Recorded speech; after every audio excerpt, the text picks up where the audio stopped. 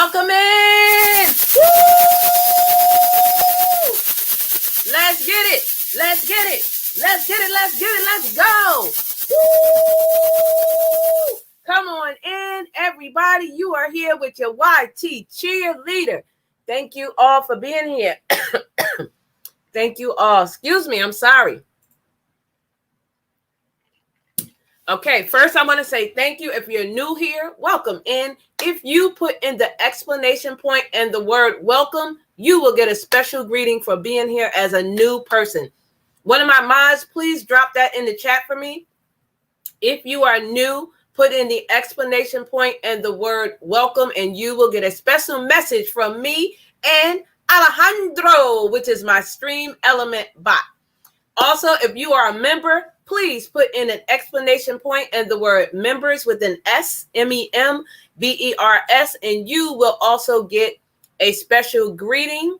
You will also get a special greeting. And if you are a mod, you're going to put in the exclamation point and the word MODS, and you will also get a special greeting. So how we're going to start off with is thank you all for being here. Thank you to the chat. Thank you to the mods. Thank you to the members. Thank you to the raid from Tuberchat, who is going to be my special guest today.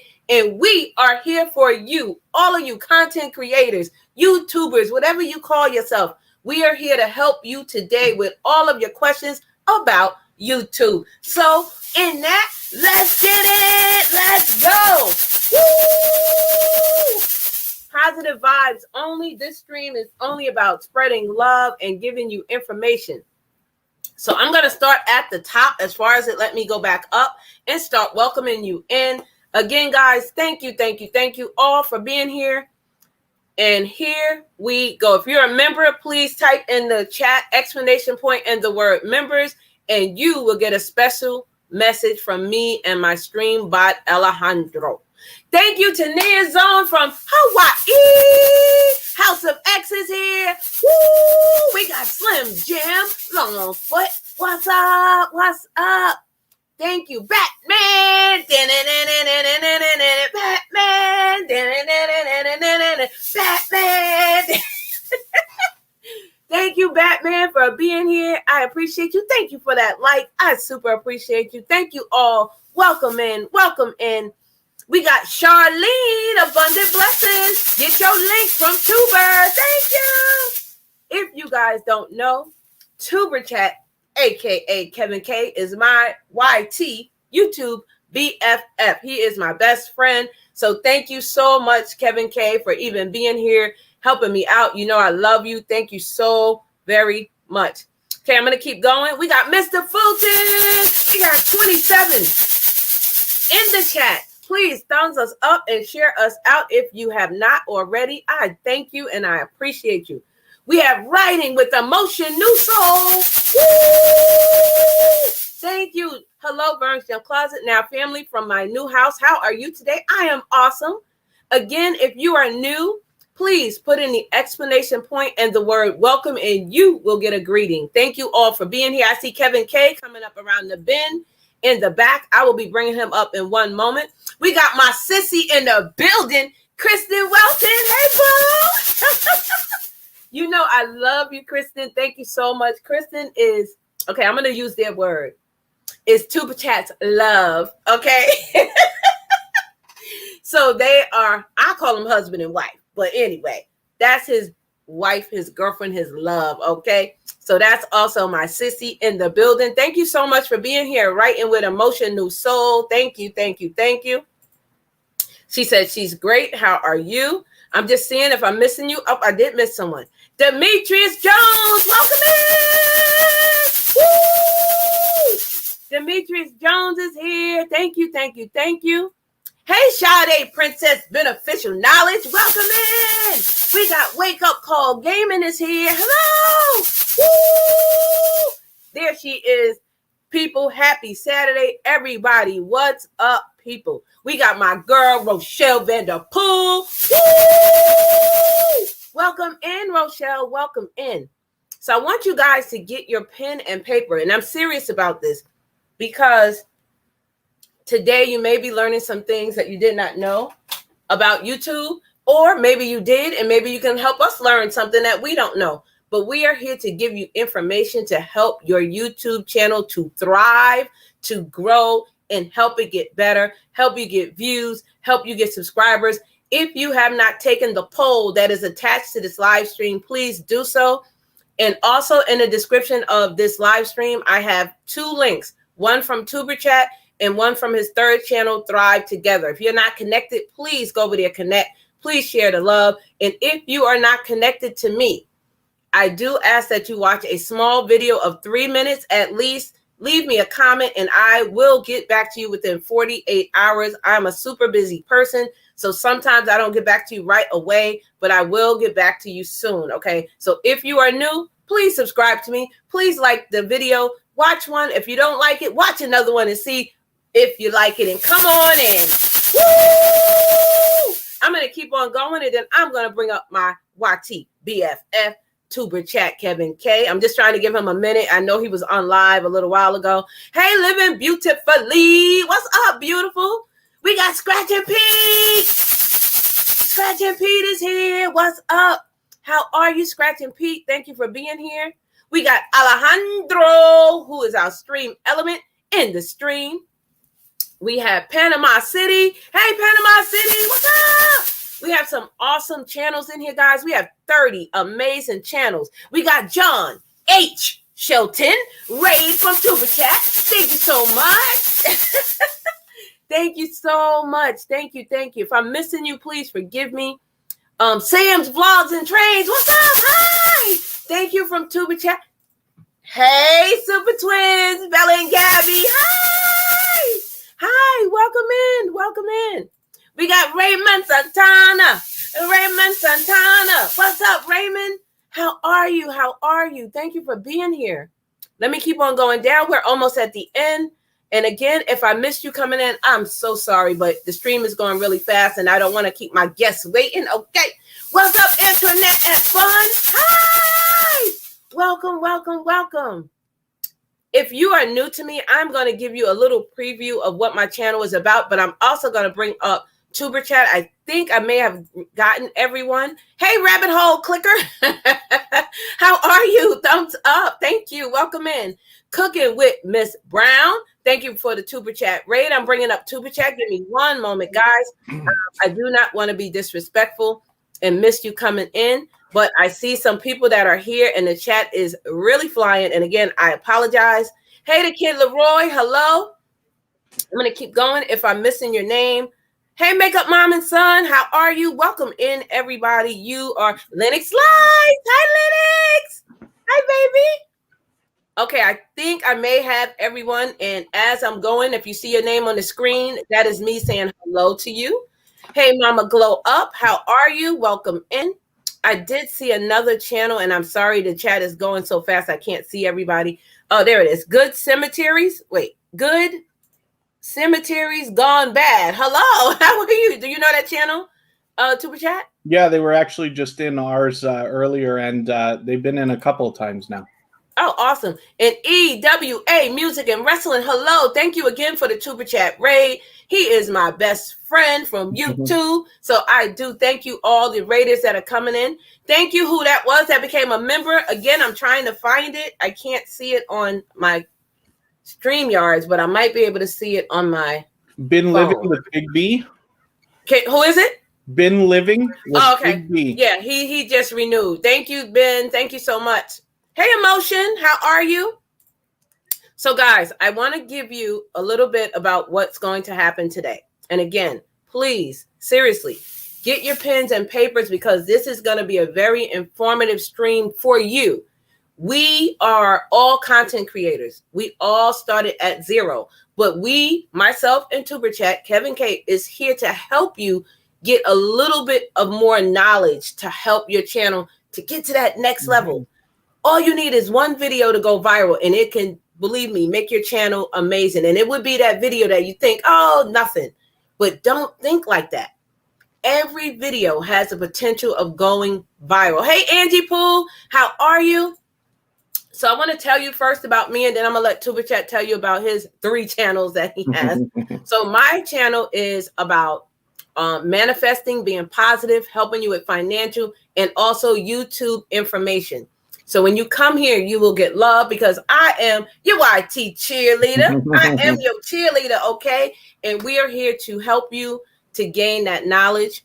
Also, everybody in the chat that is members, you know you are my Booskis. That's what I call my family. I don't like to call you subscribers because you're not subscribers. You're family. We talk about everything in here from good to bad. We cry, we laugh. So welcome in, everyone.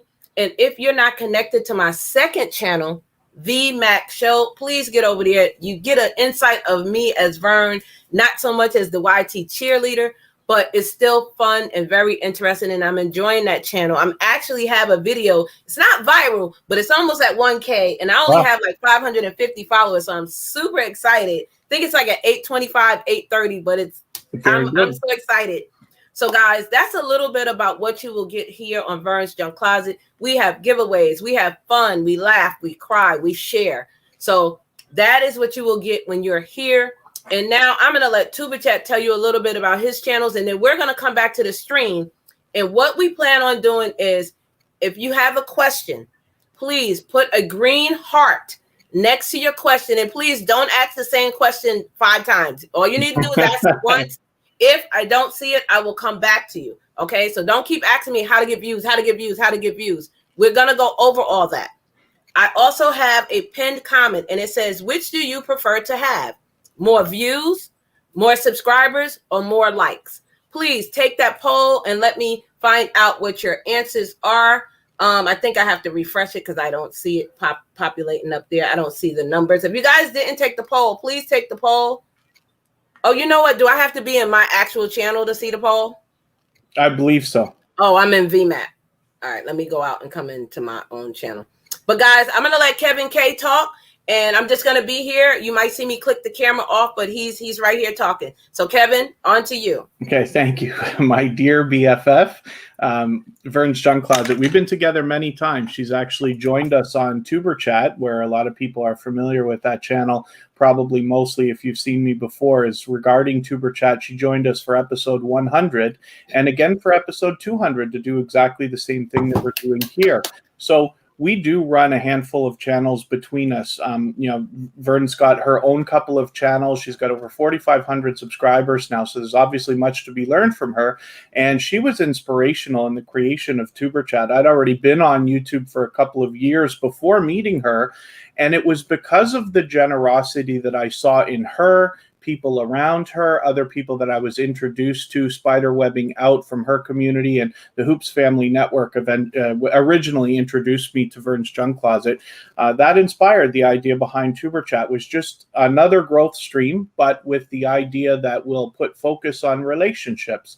So if you haven't already seen that channel, I hope you'll come over. We allow people to connect and meet new friends and family members for their channels the same way that Vern's Junk Closet does when she's live streaming. And then I have a personal channel myself where I just do a bunch of variety, kind of experiment and try different things. I run a few channels for other people outside. I consult for a few more and this and that. And the latest thing that we've done is started a copyright-free music channel. So for those of you who've been to Tuberchat, you've heard the music that I have in the background. That's all available now as copyright-free music that people can use for their videos and live streams. And we have a virtual 24-hour live stream going over there as well, where there's almost always somebody in there, almost always action happening. So thank you for letting me introduce myself, and thank you for everybody who came over from Tuberchat earlier.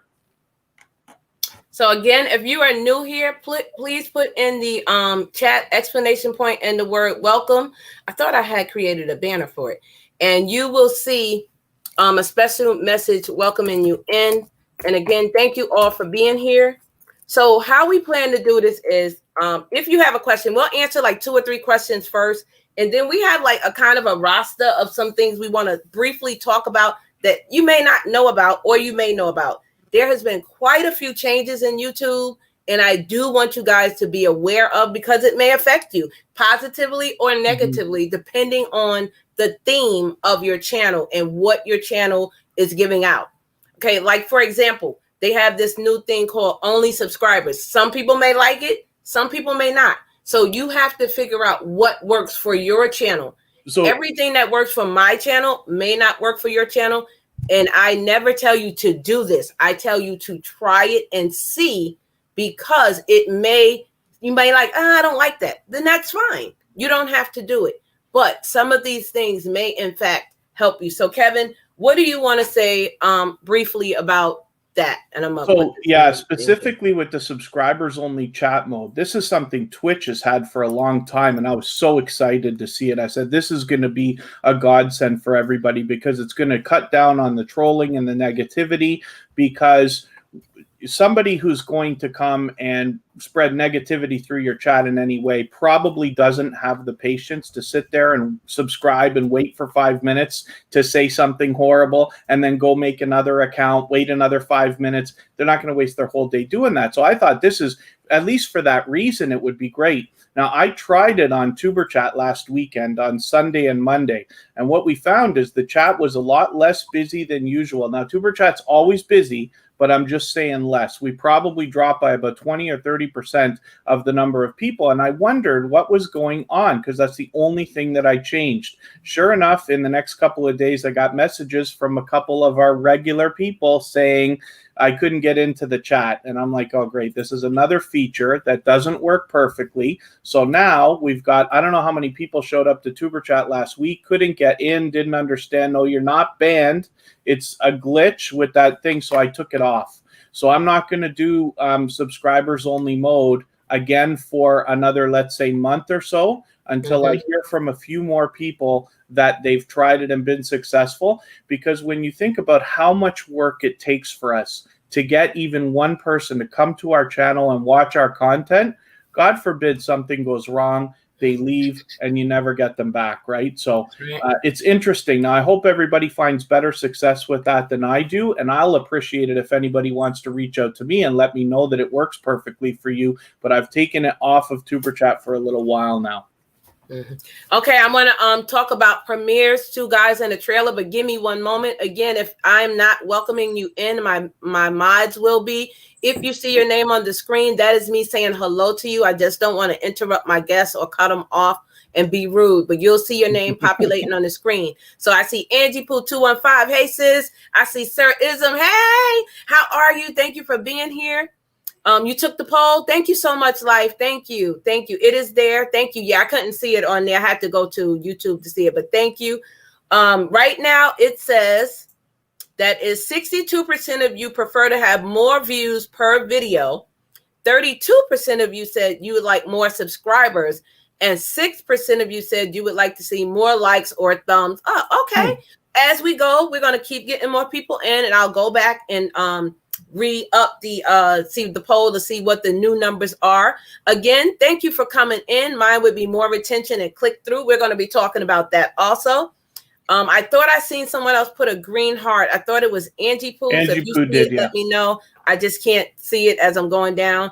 Does doing live streams affect the algorithm of uploading videos? So I'll answer first, and then I'll let Tuberchat. So to me, I don't think it does, because if you look at the total number of videos on your channel, if someone was to type your name in the search engine and it said you had 300 videos, that doesn't mean you did 300 lives or 300 videos. It means you did a 300 combination of live streams and videos together to come up with that one number.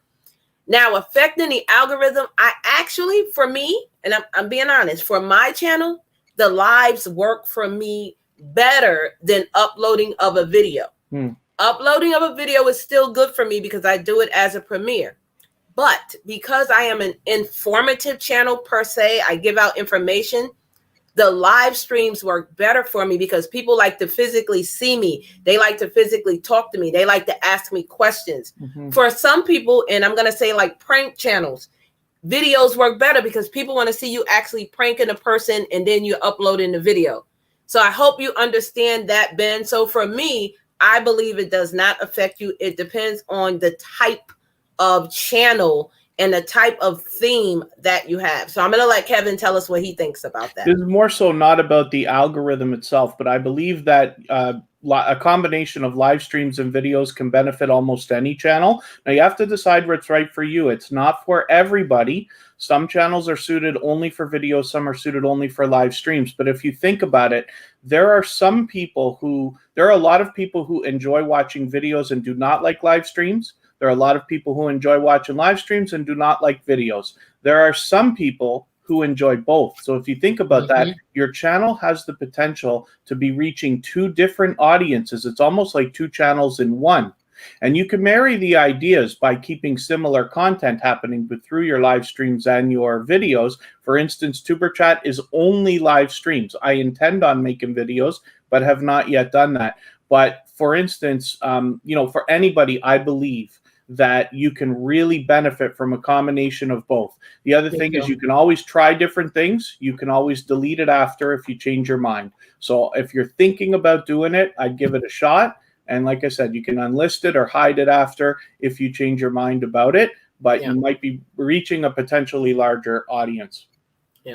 Now I'm going to combine Angie Pooh's question and Jaden's question. Okay. So Angie Pooh said, why is YouTube unsubscribing channels that I have membership with? Like both of you, me and you. And also Jaden said, why do people get mad when I unsubscribe? Okay. My take on it, I'm going to start with Jaden's. And I'm just going to say this to you, Jaden, because this is really particularly to you. When you're at someone's channel and you subscribe and then you go and take it off and then you subscribe again another week later, we see that as the content creator. If we are paying attention to our channel, we can see when you're doing that. That messes up our algorithm. That is one thing that I can say to Jaden. Now for Angie, I think, and don't quote me again, we're just here to give you information. If you feel that, oh, that's not right, please go to the YouTube studio, click on the question mark. There is a whole thing back there where you can ask YouTube all the questions you want. If you are monetized, you have direct access where you can actually talk to them live chat. You can also go on Twitter and ask them the questions. That's the best way to connect with YouTube. But if you're in the studio, they have a, what is it called? What's the thing back there that they have the YouTube, like the, where you can find all the questions?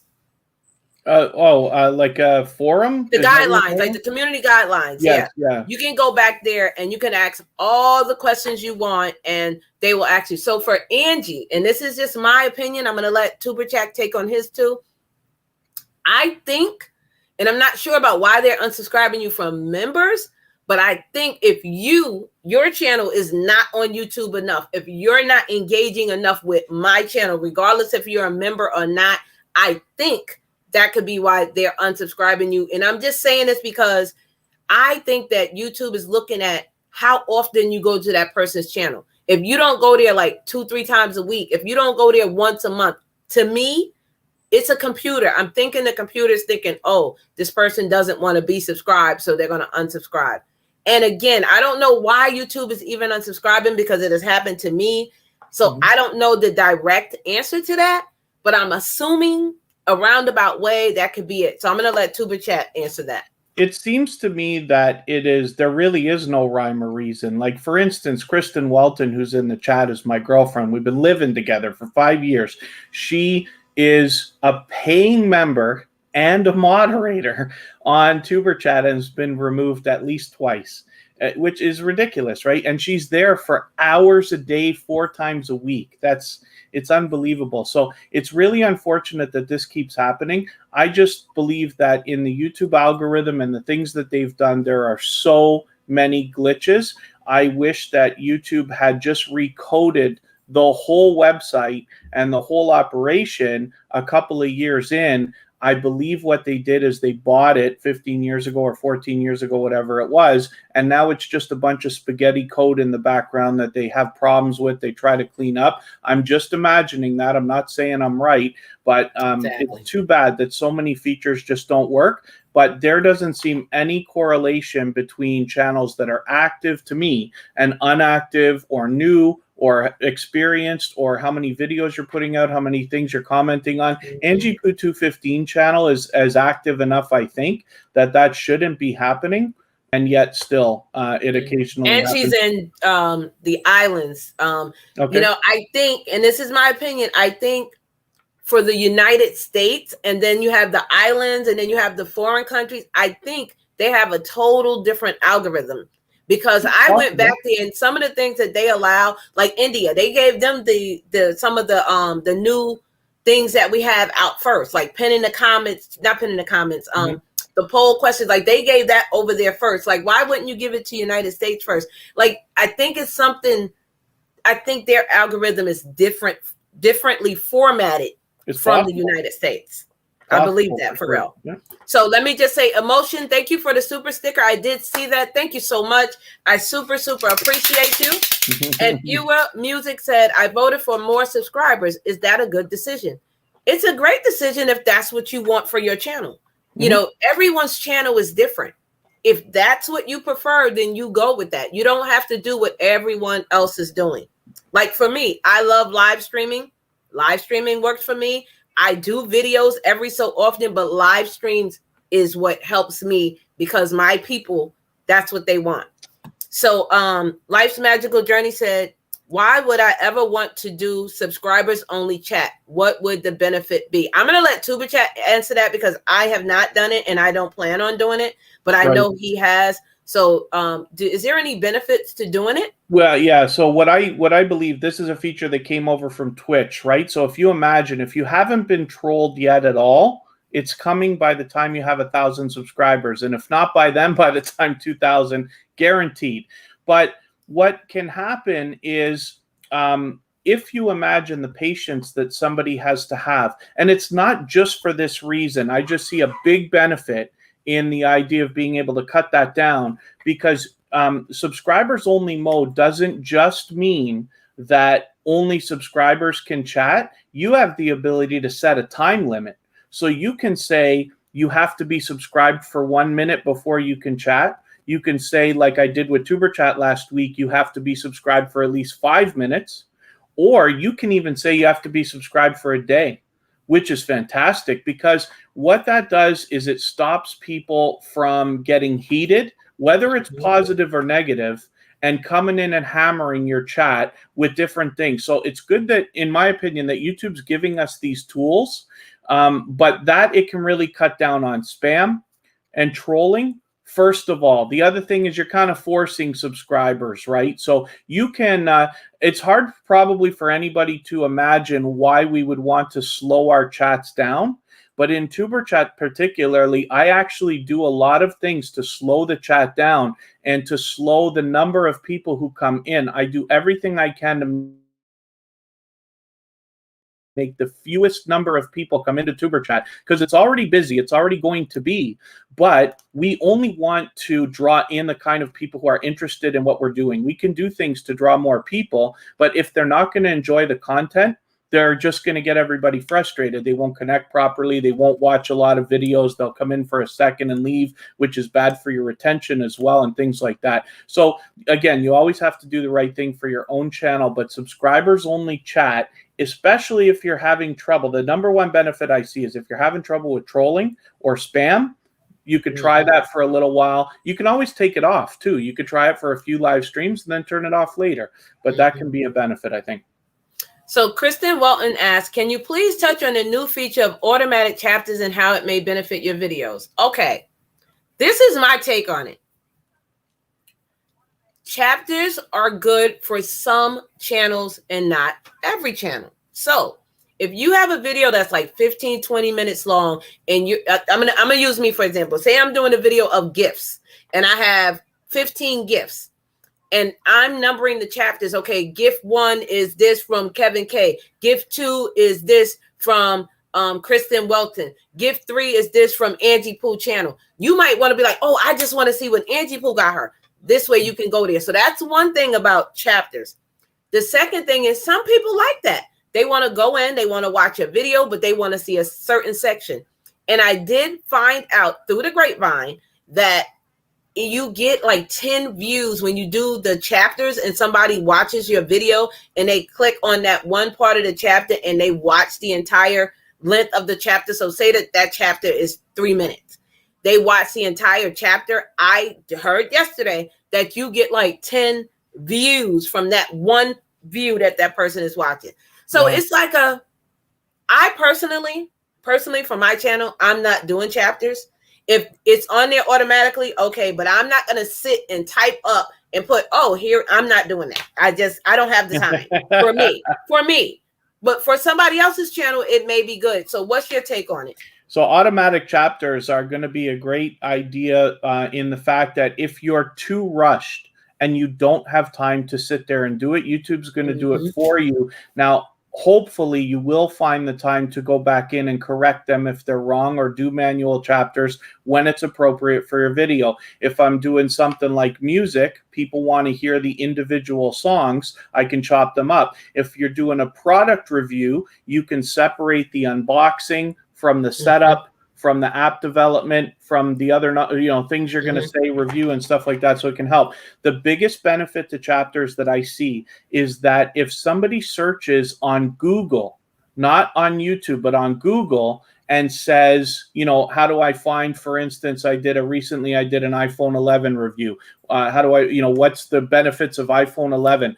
My video may not come up in the search results too easily, but a short clip, which is a chapter of the video, might come up. If you go to Google after the live stream today here with Vernes Junk Closet and just try typing in a few things, you'll notice that YouTube is popping up these chapters of people's videos in the Google search results. So you can imagine you're going to draw in some traffic from people who are not already subscribed to your channel, which is really great news. Hopefully you capture them when they're there. And also, some people have a short attention span. And even if it is a 15-minute video, they don't want to watch. If it's a 3-minute video, they don't want to watch. So it depends on your type of channel. But I believe that it may be good for some channels, and some channels it may not be beneficial for. So you have to play around with it. On that note, like shorts, okay? Shorts doesn't work for every channel.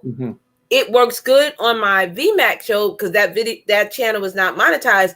But I tried it on Vernes and it did okay. Like that. It's like, it didn't do woohoo 1,000 views. It didn't do it. So I don't know. I don't hate shorts.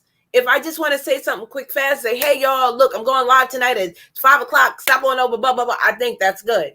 But to do a whole channel of just shorts, if you're a content creator, I don't know if that's going to be such a good idea. Yeah, lots of creators now have started specific channels because they don't want the shorts on their own channel. So I'll show you an example of a channel that I think is going to do well with shorts right now. They've just started experimenting. You probably have had Thrill Seeks in here. Yeah, and before you start, Kevin, welcome in everybody. If I'm not welcoming you in directly, saying your name, please look on the screen. I'm populating your name on the screen. That is me saying hello to you.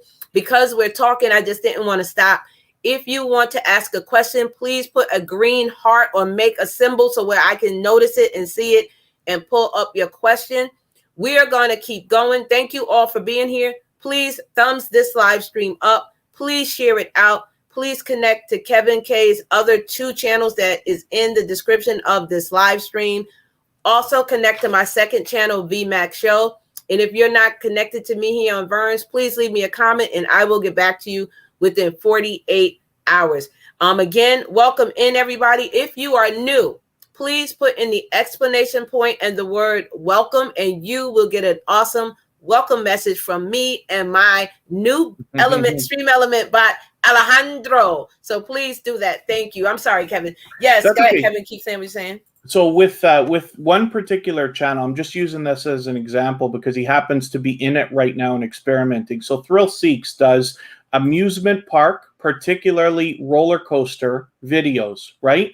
Now, if you think about going to a theme park and riding on a roller coaster, even watching one, the life cycle of a roller coaster is usually less than 60 seconds. So Thrill Seeks might really benefit because by drawing in short form viewers or short form content viewers with the shorts of these roller coaster cycles, they might also be willing to watch his long form content because it's all so well married together.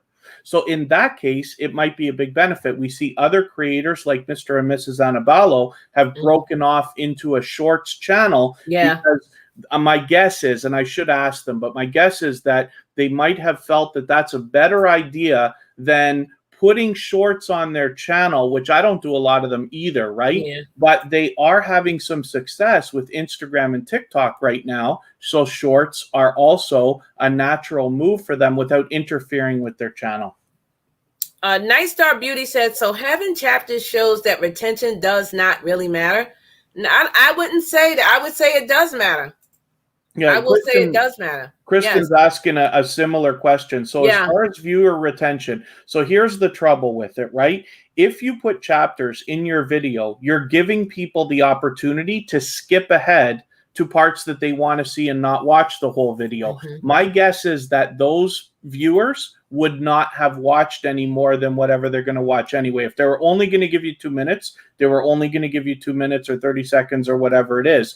But the benefit from chapters comes in the fact that when you draw in people who are going to watch just a segment of your video they might not have otherwise watched. If you think about this, maybe you do a review of a product like BoxyCharm, for instance, is a very big, popular thing a lot of people are doing. There are some people who do 20-minute videos. There are some people who do 3-minute videos. You might be able to capture one of the viewers who only wants to watch 3 minutes. They never would have watched your 20-minute video anyway, because they wouldn't have chosen it from the search results. But because you have chapters, now you can grab those people. Once they get into your video, then it's up to you to capture them and say, hey, I'm worth watching for 8 minutes or 12 minutes or whatever it's going to be. But I really think that that can be a big benefit. So, you know, chapters are something to experiment with. You can try it again on a few videos, wipe them out if you don't like them, you know. I want to say thank you, everybody, for the shares. I see them coming through on the computer. Thank you so much. I want to get into premieres in just a minute, but let me answer Kristen's question. She said, does YouTube favor videos with captions? Will they push your videos harder that have them? Now, I don't know if they're going to push it harder, but if you go again into the YouTube community guidelines, it does have a video out there, and it says videos with captions do better. I can't say that I agree, because when I upload a video, sometimes, if you guys notice, they have the timestamp on the right corner. So if your title is too long, sometimes it'll block it off. That's one. And as you're talking, maybe you're showing a product, and maybe the product is down here. If you see, now you have the words there, you can't see it because now the captions are crossing it. So I don't know. I prefer to take them off, but I don't know. What do you think? My bet is that it helps, because anybody can turn on and off closed captions, right? They're meant originally, I believe, for people who might have been hearing impaired, so they can see instead of, you know, we see that in movies and things, right? And but YouTube in the dashboard right now, for most creators, you should see a square up in the top corner that talks about like ideas for you or whatever they're calling it today. And it does specifically say they're pushing everybody to put captions in their videos. So my bet is, if you have the time, please do it. YouTube's going to make automatic captions for you, but yeah, mine are automatic. Yeah, you can write them if you want, and you can do a better job than they will. But because they say so, my guess is that they probably will push, even if it's only the tiniest amount. We need every little benefit that we can get, right? Life on Wheels, Whitney P. is asking about how do you do chapters?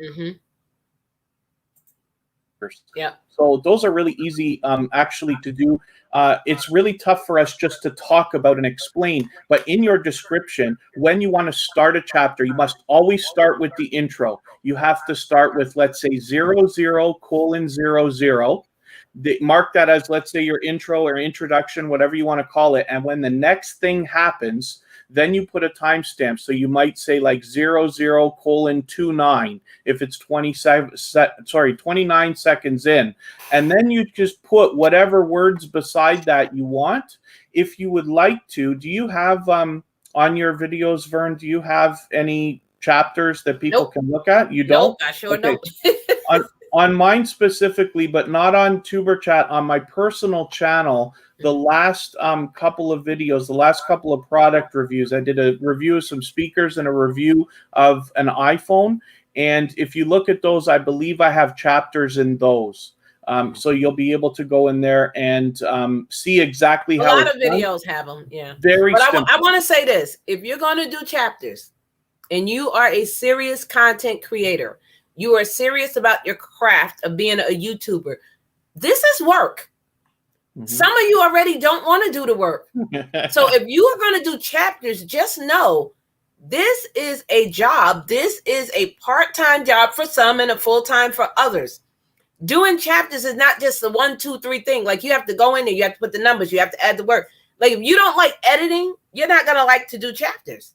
So you have to know that, is this something you really want to do for every video, or do you just want to do it for every other video or every video once a month? Like, you really need to sit and think, I'm a content creator. Is this going to benefit me and my channel? You know, don't just do it because YouTube is pushing it out. Oh, they did that, I need to do it. It might not work for your channel. So I say play with it. See if it works for your video. Do you get more subscribers? Do you get more views? You know, whatever you're looking for, do you get more thumbs up? And then I say, you know, see how that works for you. I tell everyone, you don't have to do what I say or Kevin say, but I do encourage you to try and play with it. Give it 2 weeks to see, is it benefiting your channel? It may not be for you, and that's okay. You know, so we're going to keep on going. Again, welcome in everybody. Thank you guys for thumbs and up. I see 32 in the chat. I keep jumping, 31, 32. But thank you so much. And I see we got 65 thumbs up and 2 thumbs down, but that's okay.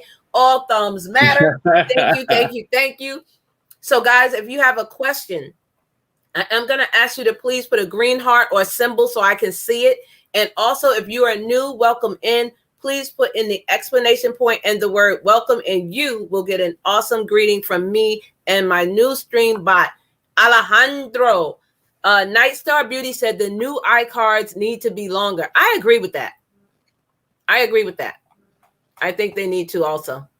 That's one thing that I lack. I don't do a lot of cards. I really should do a lot more, not on my own channels or others. Again, that just comes down to work, right? Eventually you have to, we've only got enough time in a day. You have to decide the features you're going to use. But it would be nice if they're a little bit more. I think they mean to keep it unobtrusive, but we have to live with whatever they give us, right? Yeah. I'm going to read some of the comments. I'm going to be populating them on the screen. And if it's a question, we'll stop and we'll answer it. So Rochelle said, yes, they have suggested captions for her. Yeah. I think they're going to be doing it for everyone. Nadir, stay motivated. Murray said, hello, just leaving work. Okay, sis, thank you for stopping in. I'm just looking to see if I see any questions here. Shared on Facebook. Thank you so much. Chapters have been helpful for me as a viewer. Awesome, Charlene. See, some of us, it works. House of X says, how do we get more family members? So I'm going to let Tuberchat answer that one. Yeah, forgive me. I was looking at something on the side to see if I could tell if chapters were helping me in the analytics, but I'll have to do a deeper dive into that afterwards. So when we Let me go to that one first. When we're talking about gaining subscribers, so the biggest thing you could do for your channel, my number one recommendation is if you can put out a quality piece of content at least every week. And if you're not there yet, it's okay. Just try to get there as quickly as you can. Once you get to that point, and it's not up to Vern, it's not up to me or anybody else to tell you what quality is, that's up to you. But if you can get to that place, that's enough to make your channel grow organically. People will find your videos, they will subscribe, but there are other things that you can do to make things move faster. My second recommendation is this, and Vern and I both live wholeheartedly by this idea. There's a lot of generous creators, even here in the chat, that subscribe to the same idea in life and on YouTube. If you give much more than you expect to receive, it will come back to you more so than you expected in the first place. And that goes for everything on YouTube. If you want people to leave you comments, if you want 3 comments on your video, go leave 10. If you want 3 thumbs up, go leave 10. If you want people to watch 3 of your videos, go watch 10. Now, the truth is, someday you're going to be supported so much that you could not possibly keep up with everybody. But as long as everybody's doing as much as we can for each other, we're okay. But my number one recommendation is if you're out supporting other creators, it will come back to you. And this is where your subscribers really come from. You have to remember that YouTube is a social network, whether we want to call it that or not, like Facebook, like Twitter, like Pinterest, like TikTok. It's part of the whole game. And it's a community. We have to interact. If you put videos out and you hope people will just find them and like them, that's not exactly how it works. But if you're in the game contributing with other people, you will instinctively understand the things that will bring subscribers to you besides just connecting with other people, agreeing to support each other and things like this. So interacting with the community in the truest sense of the words is my number one recommendation. And promoting yourself. Don't wait there and say, "Oh, I'm waiting for Vern or you or Tuberchat to share me out or to shout me out." You have to promote yourself. If you have any social media, put it on there. If you have Twitter, if you have Facebook, if you have Instagram, if you have LinkedIn, throw your video up there and say, "Hey, I'm going live. Hey, I have a video drop. New video out." Look, promote yourself. Don't depend on other content creators to do it for you. Like totally, like help yourself. So Super Twin says they hate editing. I understand that, but you have to find an editing app that is friendly to you, user friendly to you, that you like doing, that you enjoy, because it will show in your videos that you don't like editing. That's just my point. Do you agree? Yeah, because people, it's almost like the Force, right? There's an aura around you. It comes out on the camera. It comes out even when you're not there and people are talking about you. They understand. For instance, for me, I don't like filming. I don't know why. I don't mind filming other people. But if you notice on my personal channel, I did not put out a video for 6 months. I thought it was like 3 weeks ago, but I must have thought that forever. And so what that tells me is, if you ask me, do you like filming? Sure, I think I like filming. But when you look at the actions that speak louder than the words, no, obviously you don't, because you don't do enough filming. So I'm trying to push myself. We all have to improve, right? But if you don't like editing, perhaps Vern has a great idea. If you can find a program or an app that you like better than the one you've been using, you might find it to be more enjoyable. The other thing is, I draw inspiration from other creators. So if I see somebody who I think is at just a bit of a higher level than I am, and forgive the way I'm going to put this, but I saw a creator the other day with 20,000, 30,000 subscribers, and they were doing similar things to what I want to do, but their video production blows me out of the water. But that inspired me to say, now I'm going to get better. I want to add some more effects. I want to do this. I want to do that. It will bring excitement to me, whether I like it or not, for the next little while. And if you can continue to find inspiration, Matt, maybe that will give the push that you need to enjoy the editing a little bit better as well. Yeah, draw them in. I'm just going to read a few more comments. Computer Chick Production says, as someone that has been on YouTube for 15 years, just create, edit, have fun doing it. It does take work, editing and creating. Yes, it does. And again, you have to enjoy it. I've seen people that have, I'm going to get upset with this because it really bothers me, because I really love doing YouTube and I really love helping people. And I hate when people rush to get monetized. Then they get monetized, and I'm not lying. You don't see them no more. What did you do all this work for? To leave? Like, I cannot comprehend that. I love this. And this is a craft for me. And I love helping others. So if this is something, maybe YouTube ain't for you. YouTube is not for everybody. Some people love Instagram more than they love YouTube. Some people love Facebook more than they love Instagram. And that's okay. But if you're going to do this, you got to enjoy it at least. Like, you can't just be, I hate putting up a video. Here I go. I'm just going to throw this up. And everything is all screwy Louie. People will see it. They will see that you don't care. They will see that you don't love it. If you're looking for a sponsor, they will see that you're not taking care of your videos. Why would they offer you a sponsorship if you're not going to take care of their videos? There you go. This is just my take on it. Again, it doesn't mean that I'm right, but it's a point that you need to consider. Hold on, let me read a few more comments. Wake Up Call says, editing is a task, especially with an Android. Well, I have an Android and I love it. And I use Power Director, and Power Director gives you so much to choose from. I really think they give you too much for free. Like, really. And I love it. I love it because you can get to choose all of these. How do you get more members? We did just answer that. I'm going to keep on going. But did you mean members or subscribers? Oh, hold on. How do you get more members? Did you mean members or subscribers? I think she meant subscribers. Yeah. Okay. If Rochelle Vanterpool, if you don't mind doing us a favor, and if you meant members as opposed to subscribers, then just ask us again specifically for that, and we'll answer it with no problem. If you meant hey, Information Man Show, welcome in. Thank you for being here. How to get more family members? Yes. Hey, Just Teresa, how are you? And another thing, guys, like Tuberchat said, this is a community. You must go to other people's videos. You must leave comments. You must like and share out, because if they see you not doing that, the word will get around. YouTube is huge, but it's also a small community in some areas where people will talk about you. They will say, oh, that person doesn't do this and that person doesn't do that. Yes, absolutely. Natural peace and love to you. I'm going down the chat, guys. Thumbnails, descriptions, tagging, collabs also help your channel. Make your channel look like a resume. Good idea. This is why I always tell people, and I push this so much. Please fill out that not the description box, the about section. The about section. Please, if you only have one line, thank you for coming to my channel. Well, what is your channel about? Like, that is where you get to brag on your channel. Put everything that you think that you're doing on there, or what you want people to be interested in. What are you offering to them? Because if you're not, I mean, I'm not gonna lie. I've been to channels where they only have one line, and I'm like, okay, well, nothing on your banner, nothing on your about section, and I'm supposed to watch videos that are an hour and 2 hours long.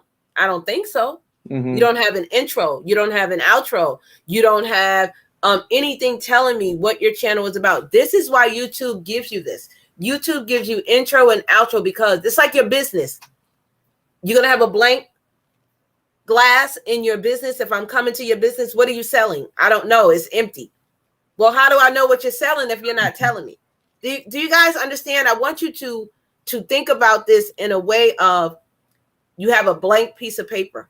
If you just throw that up on a door, do you think anybody's going to come in? Because they're not knowing what's in there. But if you have clothes and shoes and hats and all these different things, they're going to be like, oh, wow, they're offering all of this. Do you get it? Do you understand what I'm saying, Tuberchat? Absolutely, yes. You can't just have it blank. So what I can point out about it, too, is that you'll hear Vernes Junk Closet talk about this regularly. So if you were to ask somebody like me, I would say, I bet it's a small few percentage that actually read the about section, actually read the description, but Vern's telling you right now that she does. I do. She's not the only one. There are lots of people who are going to go to your channel, read the about section. I don't do it as often as I probably should, but as I'm getting to know channels, if I see a channel and I don't understand what I see right away, just because they maybe have variety, or if I want to know, I go to the about section. I just read the first few lines, see what they got. I usually go there to look for Instagram and Twitter links. To be honest with you, that's a great place for that to be. And YouTube allows them to be linked right there as well. It's the same thing that you do to link those social medias as it is on your banner. You put them in one place in the back of YouTube, and it puts the links in both of those places. So that can be a benefit also. And that's also going for sponsorship. If your YouTube is a business and you want it to be a brand, I'm just saying, a big brand comes to your channel, where do you think they're going to find out what your channel is about? The about section. Yeah. Like, ding, ding, ding. I wish I could put a bell here so you guys can see. Like, oh, I do have a bell. You're lucky I don't have it right. Oh, here go. like really, like seriously, like wake up. Do you hear this? Fill out that about section. So Angie Pooh said, how important is it to have a P.O. box or a love address? I'm going to take this. I'm always boasting. Make sure you have a P.O. box or a love address or an email. You never know who is going to reach out to you. There is 30 channels in here right now. Everybody may not know you, Angie. They may come to your channel and want to do a collab. How will they reach you if you don't even have an email address or a P.O. box or Instagram or somewhere else they can reach you? Not your phone number now, I'll tell you that. Don't put your phone number on here, but something where they can reach out to you. And if say I wanted to give you a love offering, say I wanted to give you, I'm saying $50. How am I going to give it to you? You have no way for me to reach out to you. Right? Think about it. Mm-hmm. Think about it. Like, how are they going to connect with you? So I think that is super important, especially if someone wants to send you, again, a gift. If someone wants to say something to you, it's super important to have that, in my opinion. For a new channel, after you receive 100 subscribers, your URL, does it put your analytics? And when you do chapters, is it best to do voiceover? Okay, hold on. Let me read this again, Vernell. I'm kind of not understanding. Okay, for a new channel, after you receive 100 subscribers, your URL, right? You can make a URL after you gain 100 subscribers. Then she says, does it put your analytics? Not sure what that means. And when you do chapters, is it best to do voiceover? I'm going to let you take the one about chapters because I don't know much about it. No sound. Can't hear you. I'm so sorry. Yes, I muted. The when we talk about the idea of like voicing over a video, I've done a bit. This is a big mistake in my own case. So what I did was a couple of unboxing videos, and I decided not to talk, figuring I'll voice over it afterwards because I don't know what to expect while I'm doing the unboxing. It's a big mistake because it makes it so much more work, but you do get to aim a little bit better. Now, you're going to have to decide that for yourself if it's going to be of any benefit. And then as far as the 100 subscribers, it takes a few days after you get 100 subscribers really locked in before your custom URL shows up. As for the analytics, forgive me, I'm not sure what you mean by that specifically, but the custom URL you'll be able to set. What that particularly does, it makes it easier for people to find you when you're sending your URL out on other social networks, or if you print them on cards or t-shirts or things like that. Somebody might be able to remember it easier than they otherwise would have. And forgive me, I did want to mention one other thing. Now, Computer Chick Productions actually answered it for Angie Pubit about the P.O. Box. It can really help. If you put a P.O. Box, people could send you unsolicited things if you'd like. But if it's not there, they won't. But the other thing, too, is you don't want to use your home address. As you get to know people, as you get to trust people, you could decide if you want to get into that and send it to people on other networks, Instagram or text or email and stuff like that. If you want somebody to send something to your house, I just dealt with a sponsor that insists we will only send something to your house. If you don't trust us to send it, then we're not sending it, right? But by putting your home address, you're actually inviting the idea of visitors, unwanted ones. Yes. So you don't want to do that kind of publicly, right? This is why we all use P.O. boxes. And know that there is a fee for a P.O. box. They are not free just because you're a content creator. And I'm just giving you a roundabout figure. They could be from $40 and up, depending on your state and depending on how long you want the P.O. box. Some might be $40 for 6 months or $100 for the year. Yeah. So it depends on your state. Yeah. So make sure you're checking that out and that you can afford it. I mean, if you can't afford to have a P.O. box, then that's a different story. But if you can afford it and you're really serious about your YouTube channel, I think having a P.O. box is awesome. Like, seriously. It's possible to share that too. Like, so for instance, when we talk about money and the expenses that start to come up as you grow and turn this into a business, if you want to, that's something to take into account. You know, anywhere $20, $40, $100 a month it can be a lot of money to a lot of people. And so you can share that by, you know, they'll make exceptions for you and this and that. If you're in a household or if you have a family, or you can simply walk into a place. Like, for instance, I don't use the post office. I use a storage company, but I live in a smaller town. When I walk in, they know who I am. I talk to them. We talk about our day, and you get to know these people. And then you say, like, listen, I'm going to put about 5 names on my P.O. box. They might make an exception for you. And then you can cut those expenses down, right? If you have friends to share that with. Yeah. Hold on one moment. Again, welcome in everybody. If you are new here, please put in the exclamation point and the word welcome. You will get an awesome message. Thank you everybody for being here. Everyone in the chat, my members, my mods, Thank you for helping out and doing what you do, because you are the best mods on YouTube. And you guys know, use the exclamation point and the word mods to get a message. Use the exclamation point and the word members to get a message. If you have not thumbs up and share this out, please do so. Tell anyone else that you know that is a new person to YouTube. If they have some questions, come on over, put a green heart and ask your questions. We are going to keep going. Please also connect to Tuberchat and his third channel, Thrive Together. It is linked in the description of this video. Myself and Kevin K, aka Tuberchat, is here to answer your YouTube questions. We are just giving you tips and pointers. We are not by any means working with YouTube, but we are content creators that take our craft very serious, and we do the research. Also, if you are not feeling what we are saying or you don't believe it, please go yourself to the Creator Studio Academy, and you can find out a lot of information in there. I always promote that. They don't tell me to promote it, but you learn so much in there. Absolutely, it's yes. Almost like a university where you take a course, you get a little certificate at the end saying you have completed this, your channel. I think it's amazing. Go back there, read what is in that, because even though we're telling you, you may not read it the same way that we're reading it. So I always tell you, go do it for yourself. Okay. You wanted to say something to the chat before I read some of the questions in the chat? Oh, no. Yeah, no, I wasn't going to cut you off. No, you covered that perfectly. Yep. I was flattered. Somebody actually asked me the other day if Tuberchat was officially associated with YouTube, but no, we both of us help a lot of other people. Vern was long into this before I was. Now, I was on YouTube a couple of years before I met Vern's Junk Closet, and I had always figured I'd be in a place somewhere around what we're doing now, right? When I look at the future.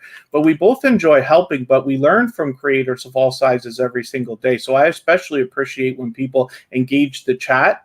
I was actually corrected about something the other day that I was wrong about for a long, long time, or at least misunderstanding. And a friend of ours, Purple Tube, pointed out something about watch hours that do not count. For instance, when you are live streaming, you do not get watch hours while, like, for yourself watching your own videos, or at least you cannot bet on it, because it comes right from YouTube support to say that absolutely you do not get that view. Now, I had been under the impression if you stream for 4 hours, you should at least get 4 hours of watch time because you're there. But apparently that's not the case. And watching your own videos, I had always assumed you could at least get a view and some watch time for one view. But no, if you're logged into your own account watching your own videos, it may not count at all. So it's just something to think about. But like I said, the point behind that is just we learn from creators of all sizes every single day. And I'm very grateful when other creators reach out with experiments that they've done or things that they've learned, so that we can all make better decisions for our channels. I constantly strive to improve, both for me and the other channels that I run. Yeah, she said subscribers. That's what I thought she meant, not members. Okay. I think she meant subscribers. Yes. Very good. You're welcome, Information Man. I love Power Director also. I think, and they are not paying me. I think they are amazing. That's you get great. So much for free, and you can download it on your phone or on your computer for free. But they also offer a paid version if you're interested in paying. Now, if you're paying, let me tell you, I think it's only about $7-8 a month. You're going to get so much. I believe you'll be overwhelmed. And that's just my opinion, because I'm overwhelmed with the free version. Like, they give you that much. I think they are super, super amazing. We'll go over some editing apps in a minute. I do want you guys to ask questions, because we're still going to be talking about other things also. So one of the things that I have was the pinned comments. When you do a video or after you do a live and you go back, if you pin a small comment from you, the content creator, saying to everyone else, hey, thank you for being here. Thank you for watching this video. I appreciate you. Here's another video that you may like. Guess what? There's a chance that that person will click on that video, and now you have that same person on your channel for longer, and you have another view in a different video. I love pinned comments, because imagine someone coming to your channel and the first thing they see is a comment from you, the content creator. I love that. That means you care about your people. So do you do pinned comments, or do you like pinned comments, Tuberchat?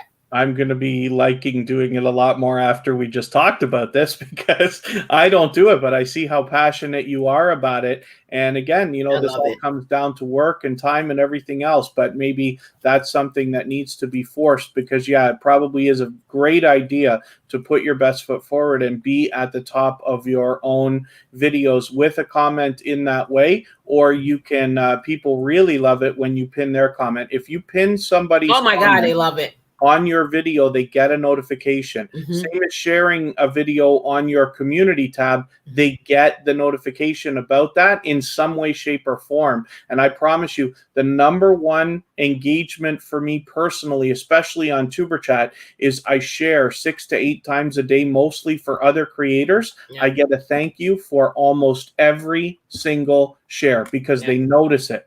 So that's something to think about, right? If you want to be noticed, you want to do the things that are noticeable. What I do is I take a little index card. Say I made my video, right? And I edited it. Before I send it to YouTube, okay? So I'm on my phone. I done edit my video.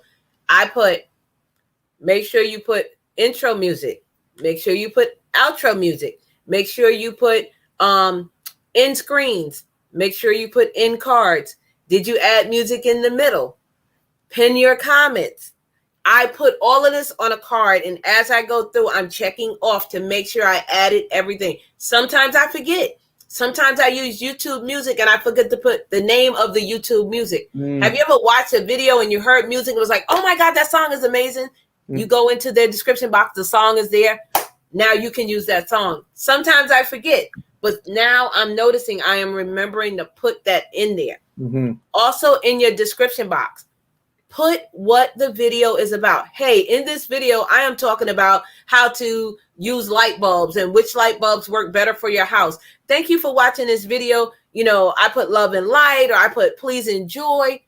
People like that because they feel like you're talking to them. And also, you're going to add all of your links to your business. If you have a t-shirt business, a jewelry business, if you have Instagram, if you have PayPal, you're going to put all of that in your description box. And guess what? When people are reading it, they are feeling like you care, because you are putting, wow, they put all of this stuff in here. That's how I feel when I look at videos. When I go to a video and I don't see anything in there, I'm like, okay, so what is this? Like, to me, I feel like you're not in love with your channel. That's just my opinion. Wake Up Call Gaming said, I'm currently using CapCut. It's a free editing app. I like it also. Been messing with Vllo, VLLO. I don't know what that is, but thank you for that. I appreciate that. Exactly, Computer Chick. Yes, we're in your About section. I'm not sure what you mean, Buddha. Oh, maybe they were talking about the links, because I mentioned links in the About section. So can you bring up your channel and then look at it at the end? If not, I can. If you want to show, it's probably easier for you to show if you want to show where to add those links. I'm going to show you right now. Anybody on a iPhone or an iPad has the ability to have iMovie for free. So it may not have come on the device when you opened it, but you can get that from the Apple App Store if you use an iPhone or an iPad. And iMovie is a great editing app that you can use for free. Very powerful. It's got all the features you're probably going to need. So when you, and this is for Buddha, in your About section, I'm going to take this off just so you guys can see. When you are here in your About section, it tells you description. You're going to say everything you want to say to the people. And again, spell check, people, spell check. Another good point is when you're going live, put the time in the zone. Because YouTube is so huge, if you just put 6 p.m., they're not really knowing. So I always put the EST because I'm on East Coast. I'm in Eastern time. If you scroll all the way down here to the bottom, if you are in your YouTube studio, it'll say links. You can copy and paste the link from Twitter, from Stash, from YouTube, from not YouTube, Instagram, any of those, and you can put it here. If they click on it, it will take you directly to that area, and that's where you will find it in your About section. That was for Buddha. Yeah, so if you ran out, Whitney, yeah, you might want to think about condensing it. Just because they give you over, 10,000 characters or 1,000 characters doesn't mean you have to use it all. You need to use what is good for your channel. It may not take up all of that. It may only take up that much, and that's okay. But just because they give you all those characters don't mean you have to make sure I got 100,001 to put it in there. Use what works. Okay. And I want people to understand that just because they say you can use 100 hashtags, please don't put 100 hashtags in your description box, please. Actually, yeah. Hashtags are specifically, well, you can't use more than 15. Otherwise, YouTube tells you in the guidelines that they may ignore all of them. So 15 is your absolute max. You'll notice on most of my stuff, I use 14 just in case I make a spelling. Yeah, I use 10. That's all I use. Yeah. And the only 10 that I use is first, like 5 of them are automatic to my channel, like hashtag Vernes Junk Closet, hashtag Booski Compound, Love and Light. So those are to me, right? Then when I'm doing a live or a video, I hashtag what is in the video. So if I'm doing something about hair, I'll put in the hair, the name of the company that I brought it from. Like those will be on top. And then my normal ones will be on bottom. So I only use 10, but I do believe they give you 100 hashtags, but I'm not using 100. I'll tell you that now. That's just me. No. I'm not using it. I do not think you need that anyway. Right. And the first 3 are the ones that push your video out into the SEO, which is called the search engine optimizer. It's basically the algorithm for YouTube. If you go to the top of any of my videos, you'll see blue wording right under the video. Those 3 is what push you out. And I have been shared so many places. People have told me, oh, your name came up. You were recommended. I seen a little suggestion that they asked, did you like this video? What did you like about it? You have to enjoy your channel and put the work into it for it to grow and thrive. Okay. You as the content creator, sometimes you'll be up late. I'm telling you, I'm doing it all the time. Sometimes you may have to edit for 2 or 3 days. Have you ever noticed you upload your video, everything is ready, and you upload it to YouTube and it takes them almost 24 hours to upload that video? Because guess what? They're looking to see if you have things that do not belong. And don't click bait. That is awful. YouTube will get you. Do not put, oh, we're talking about orange juice. And then when you go in there, they're talking about cars. That has nothing to do with it. It has to be what is affiliated with the video. Okay. So please remember that. Did you see any comments as I'm going down? I don't want to miss anybody. How do you? I didn't notice the question. I don't know how to do an intro or outro. What exactly is that? Okay, I'll let you answer what you saw before I talk about Life on Wheels. So an intro and an outro are like, for instance, on Vernes Junk Closet. If you saw, I don't know if you were here right at the very beginning of the video, but on her video, she'll always have an introduction, right? House of X Entertainment has a prominent introduction as well. Even I do it. On my videos, I tend to do a teaser. So if I'm reviewing an iPhone, I will say, today I'm looking at the iPhone 11. Give me a second. I'll show you what's inside, right? And then this music plays, a bunch of flippy screens about the other things I do on my channel with some words. And after about 15 seconds, we break in. Now, the truth is you have to decide what's right for your channel, like always. But shorter is better when it comes to intros.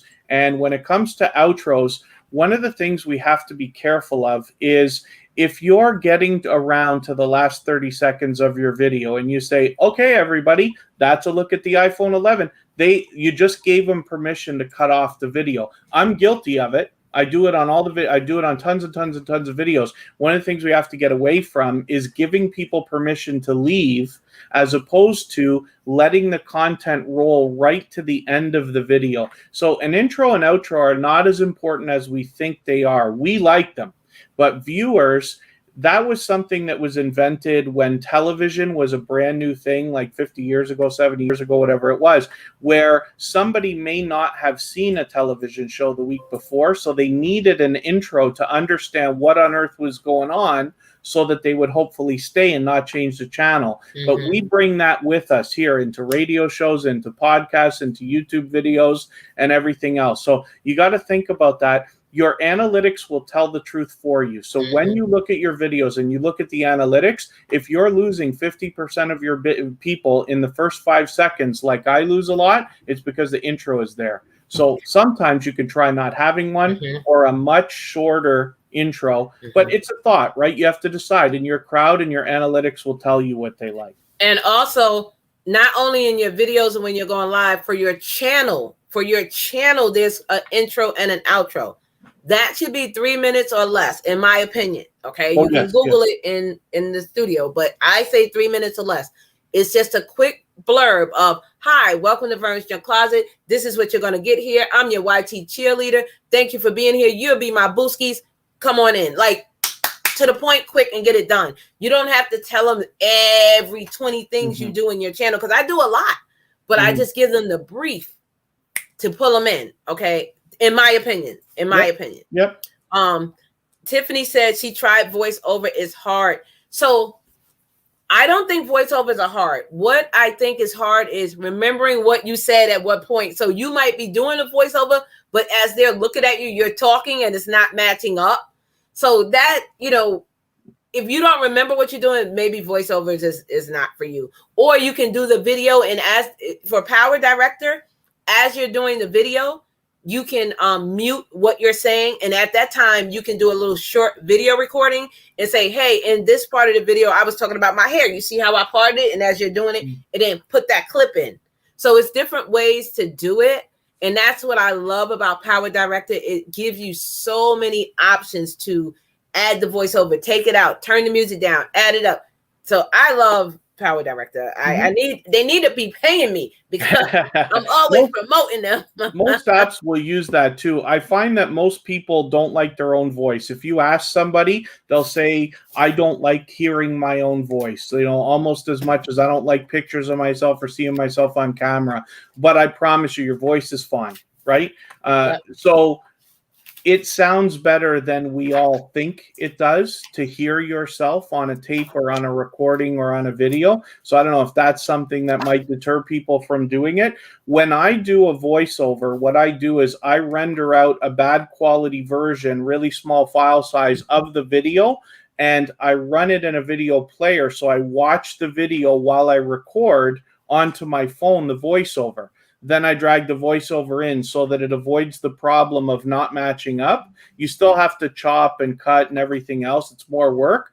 So I'm going to try not to do that anymore, but it can be done. Let me, and you can also. So Makeup Mom and Son said, I'm trying to find an easy editing app. Again, I definitely will tell you to check out Power Director. I'm not getting anything for it. I get nothing for it for saying it. It's not like Streamyard. I say use my link. I don't have a link for Power Director. I've just been using it for so long. But let me give you some more. So Wake Up Call Gaming said they're using CapCut.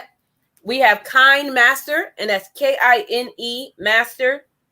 If you have an iPhone, there's iMovie. There's Open Shot Video. There's one called Castro.io. And do you have any that you know of that are good editing apps that may be easy and simple for them to use? You've covered the most popular ones. Most of the people that I talk to that are not on Apple are using Power Director or KineMaster. I thought that was called KineMaster, but it doesn't. Oh, maybe it's called KineMaster. I'm a New Yorker. Look, don't be judging me. Don't judge me. I think everybody calls it KineMaster, and I could be wrong. I could be wrong about the name, but these are the two most popular that I hear about. But there's lots. I mean, if you just type in your whatever app store you like and just say video editing app, try a few, because the workflows in each one are going to be a little bit different. And you would wonder, why isn't there just one of anything? Because not everybody wants to work the same way, even if it seems easier to use. So find something that you like, but I always encourage people, when you have time, to experiment with different things. Mm-hmm. My understanding is on Windows, you might also have the ability to edit videos in the Photos app on Windows. So, it comes with its own Photos thing or video thing, and you might be able to edit from within there. So that's a thought as well. Yeah. I want to say two things before we come back. if you have not taken the poll, please go answer the poll question that is pinned to this live stream. Again, thank you all for being here. If I did not welcome you in, please excuse me. My mod should be welcoming you in. Please put in the explanation point and the word welcome if you are new here, and you will get a greeting from me and Alejandro.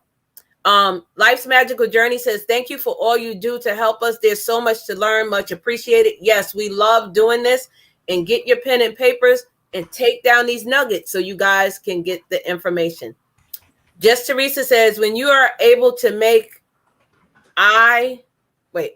when you are able to make up mom and son, it took me 2 years to get a P.O. box. I waited until I decided to take YouTube serious. Yeah, I mean, again, if it's going to be a brand and it's going to be a business, you need to have all of these things in order for you to do it. Hey, DMV, how are you? Hey, Rochelle, welcome in, everybody. Thank you all for being here. I'm looking, if you have a question, please put a green heart so I can get to it. I'm going down the chat, and I know I'm a few minutes behind, but welcome in. Hey, Tinto La Fortunata, welcome in. Hello to all and good luck. Thank you so much. Makeup Mom said, what would be the best way to get PR from companies? Any hints? Oh, yeah, I have some. I'll let Tuberchat tell you his part, and then I'll tell you what I think.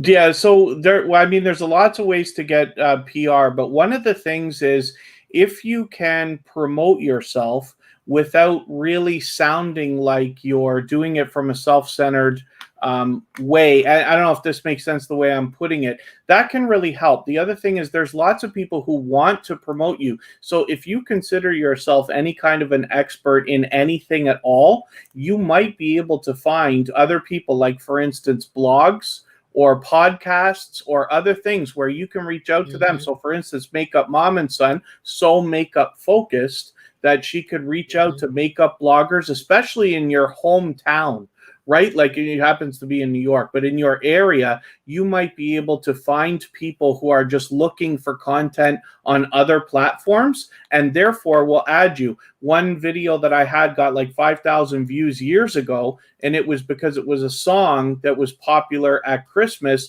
A blogger added it in a top 10 list. So I got thousands of views from that outside source I would have otherwise not got to. I didn't reach out to them, but you could, is what I'm saying. That's an idea. If they do reach out to you, it's very, very important that you do your research on the company. Not everyone that reaches out to you is legit. I want you guys to be aware of that. So please do your research. Urban Grandpa Prepper said, are people getting credit for live streaming all night and show nothing? So I would say at least 2 years ago, that used to be very prevalent in the YouTube world. I personally, if you are trying to get monetized and I'm helping you, and Tuberchat will tell you, I will always say, do not do a silent stream. I have never done a silent stream since I've been on YouTube. Okay. And I've been on YouTube since 2014, 2015.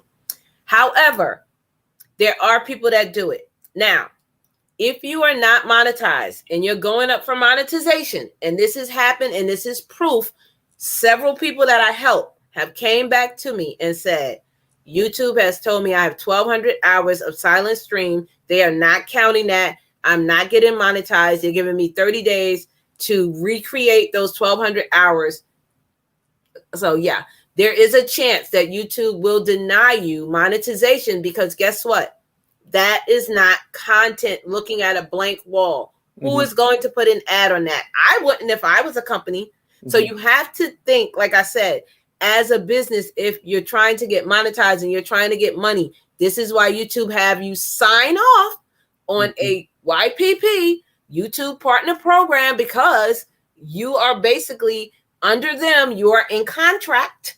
So make sure you are not doing anything that is going to deny you monetization. And it does take 30 days and they can still deny you. And then I think you have to wait a full year again. I think that's how the second one works. Again, go back there and read it in the guidelines. But I do not think that they're getting credit for all of those hours. They may get 3 or 4 depending on how many people are coming into that stream. But I personally would say don't do it. That's just my opinion. I'm not going to tell you if you do it, you won't. I'm just saying I don't think it's a good idea. So 100% for sure, from YouTube support comes the idea you do not get watch hours for your own live stream. So forgive the way I'm putting that, but you understand. It's very important to understand. If you do a silent stream for 3 days, you do not get watch hours for that. You get watch hours only for the moments that people are coming in and coming out. And that's it. So it is a lot less than you might think about. Now, I never want to encourage anybody to even go down that road, but an encore presentation is better than a silent live stream. I don't want to encourage that, but people have done it where they run a playlist of their own videos as a live stream. What I can tell you that we've learned so well from the copyright-free music channel, if you break your stream before 12 hours, you will get more watch hours for that stream than you do just letting it roll. We know lots of friends who have done these silent live streams. They've gone on for days and they don't get the watch hours they expected to get. But when I started doing this on the copyright-free music channel, I experimented over and over and over again. And now our watch hours are skyrocketing. Because the streams are cut within 12 hours, I promise you, instead of a live stream, I don't want you to push it all. I don't want you to rush monetization, because if you do, when you get paid, it's going to be less than you could have got, and you're going to be frustrated. I know some people can have their life changed by a few dollars this month, but if you can wait until next month and let it be a little bit more, I believe over the long term for everybody, it's going to be a better idea. But there are better things you can put up than a silent live stream looking at one particular thing. There's lots and lots and lots of stuff out there. You can view your puppies, view your cats, go look at the birds, like do something content related, something people are going to watch. Now, I say the only exception is the ASMR. If you have music playing in the background and it's trying to help someone to sleep, that's in a different category. Okay, but if you just have it looking at a wall, you get nothing. Okay, so I want to answer Walk With Me, Tiffany. Walk With Me, Tiffany. I am more than happy to help you, hun, to show you how to pin comments. It's really not hard, but you can't do it until you actually have finished editing the video, and then it goes over to YouTube, and then you can edit it. But hit me up on Instagram, hun. And again, everybody knows you can reach out to me. I am more than happy to help you. I don't charge anything. I just like doing it.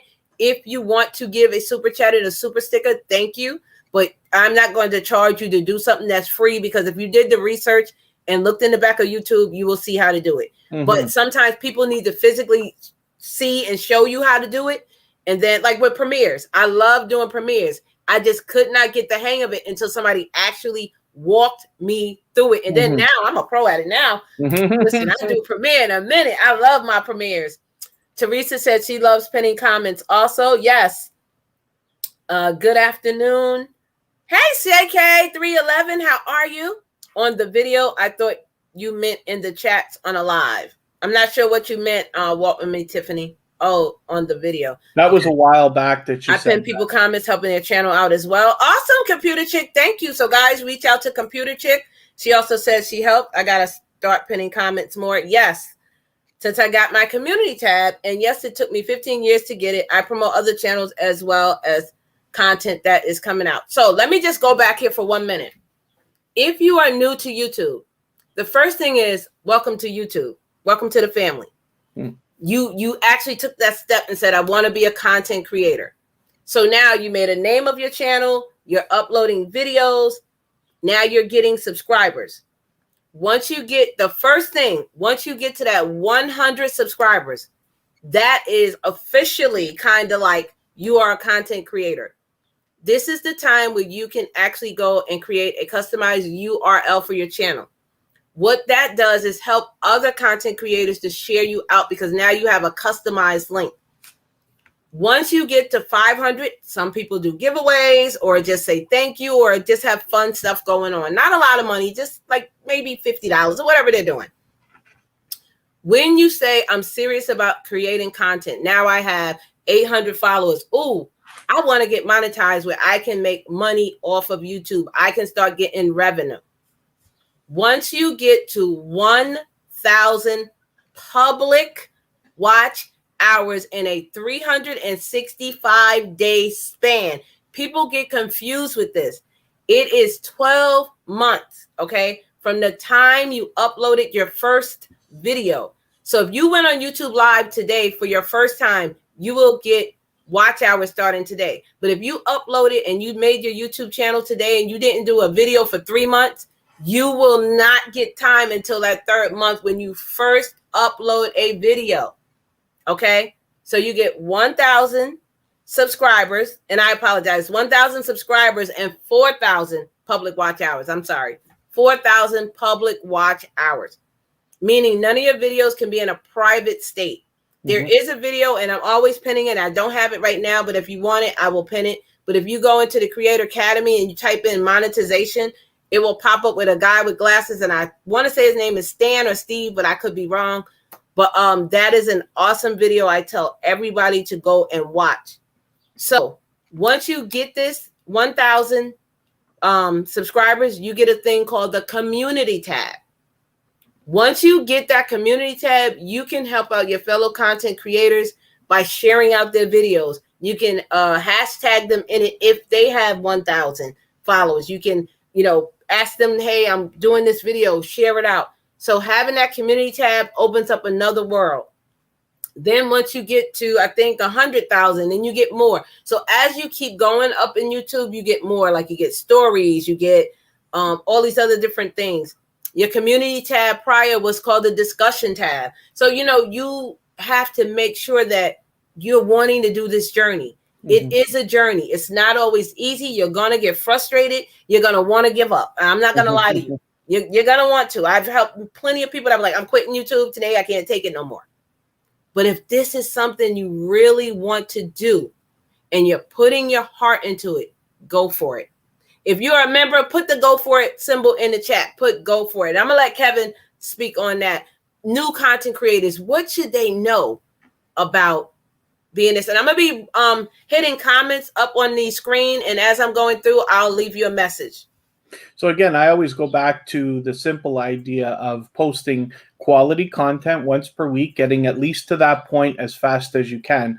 But then just remembering that it is a community. And what you'll find is that people, birds of a feather flock together, they might say, right? If you are the kind of person who is really willing to support others, be excited, and help other people thrive, you will find those people coming to you, and you will find yourself blessed in every way possible by giving so much more than you expect to receive. I promise you will receive so much more than you could ever give back. Vern and I both are perfect examples of this. If you look at her channel and her community, if you look at my channel and my community now, you will see generosity so unbelievably strong. People who truly care to help succeed, both with videos, with likes, hanging out in live streams, doing as much as they possibly can for each other. So that's always my biggest thing when it comes to new YouTubers is get involved, get out, start meeting people, because these are who are going to push you until you get, your first 1,000 subscribers, your channel really gets moving. Once a channel has 10,000, if you're putting out one video a week, you're pretty much at a place where your channel can't stop even if you wanted it to, right? But we want to get to that point, and it's a lot of community involvement up till then, right? There are two people that I want to answer their questions, Makeup Mom and Son and Rochelle. So Makeup Mom and Son, does anyone know if you can play the music from a game if you're recording yourself playing? So I'm going to be honest, I'm going to say no. Because that music could be copyrighted. You could have a strike. You could have a claim. You don't want that.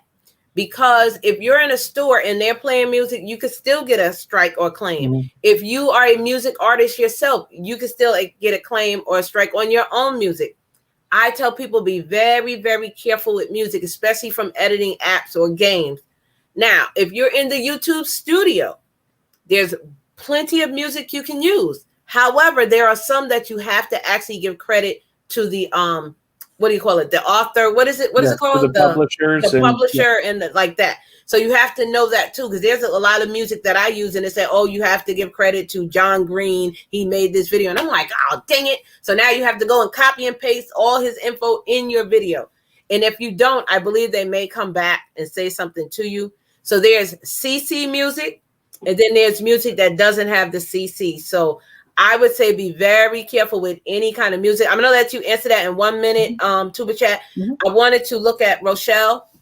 She said, is it okay to list your PayPal, Cash App, and other monetary links in your description? Now, I'm going to be honest. I'm going to say yes, but only if you're monetized.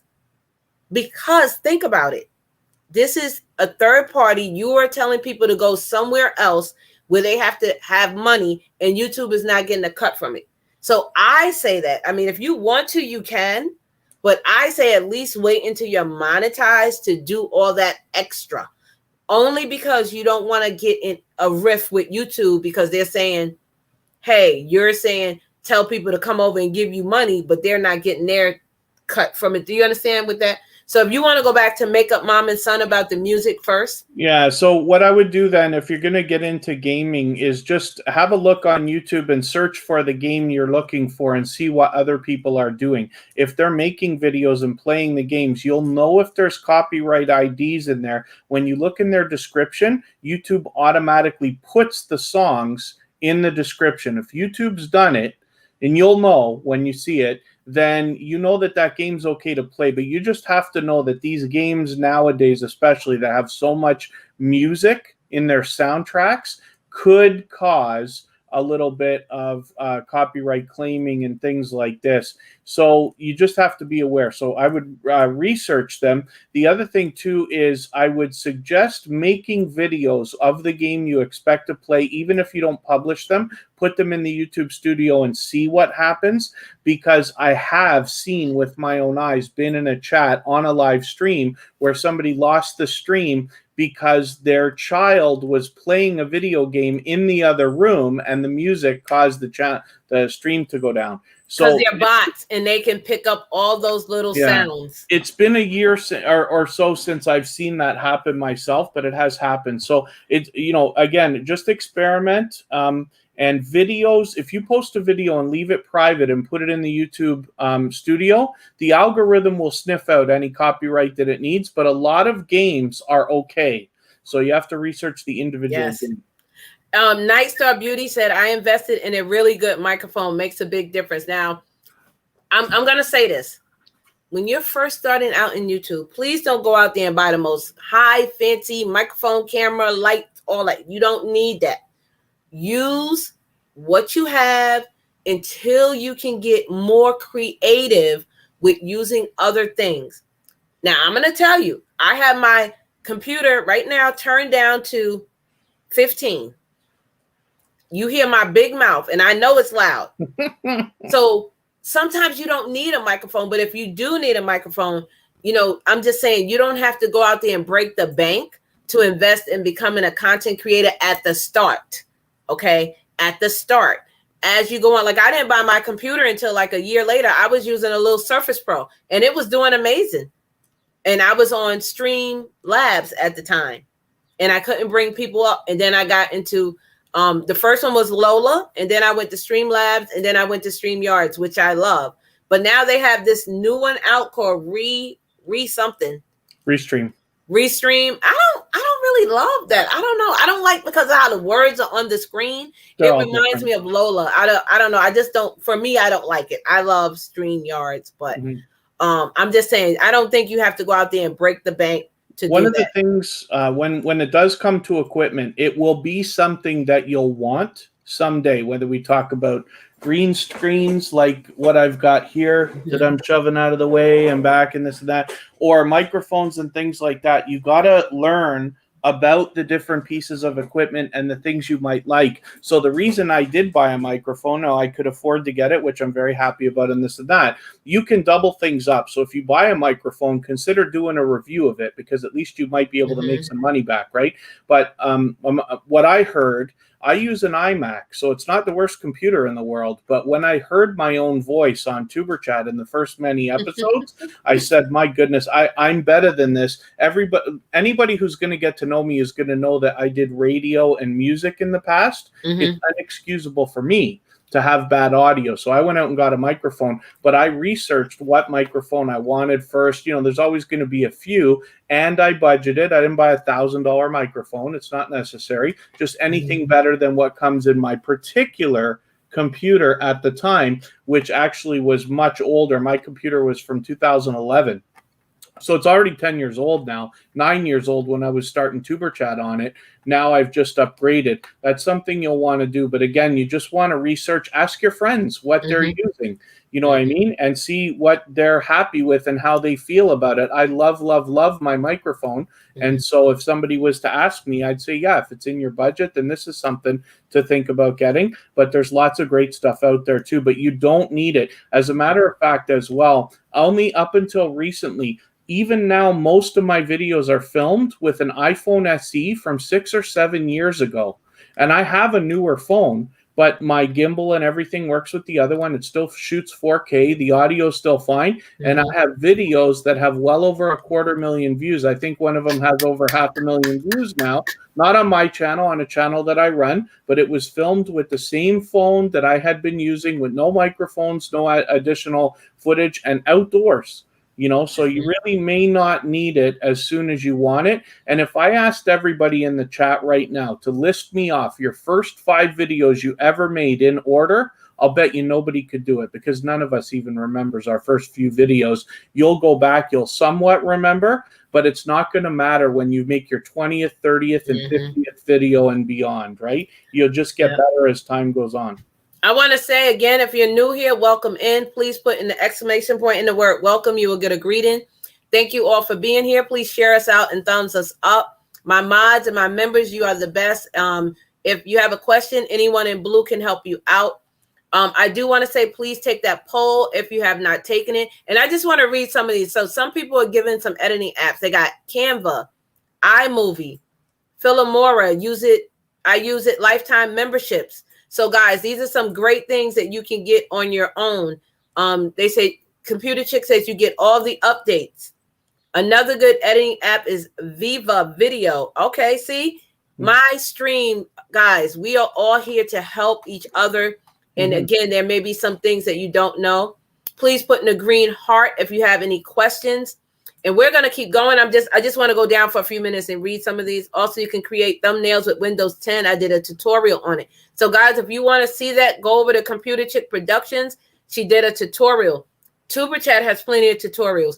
I have tutorials. Make sure you're going back and you're looking. I think mine is called Ask the YouTube Cheerleader Questions or something like that. I personally prefer editing on my tablet, but I don't like recording on my tablet. I can't get the camera at head level. Yeah. You might have to make it larger or something.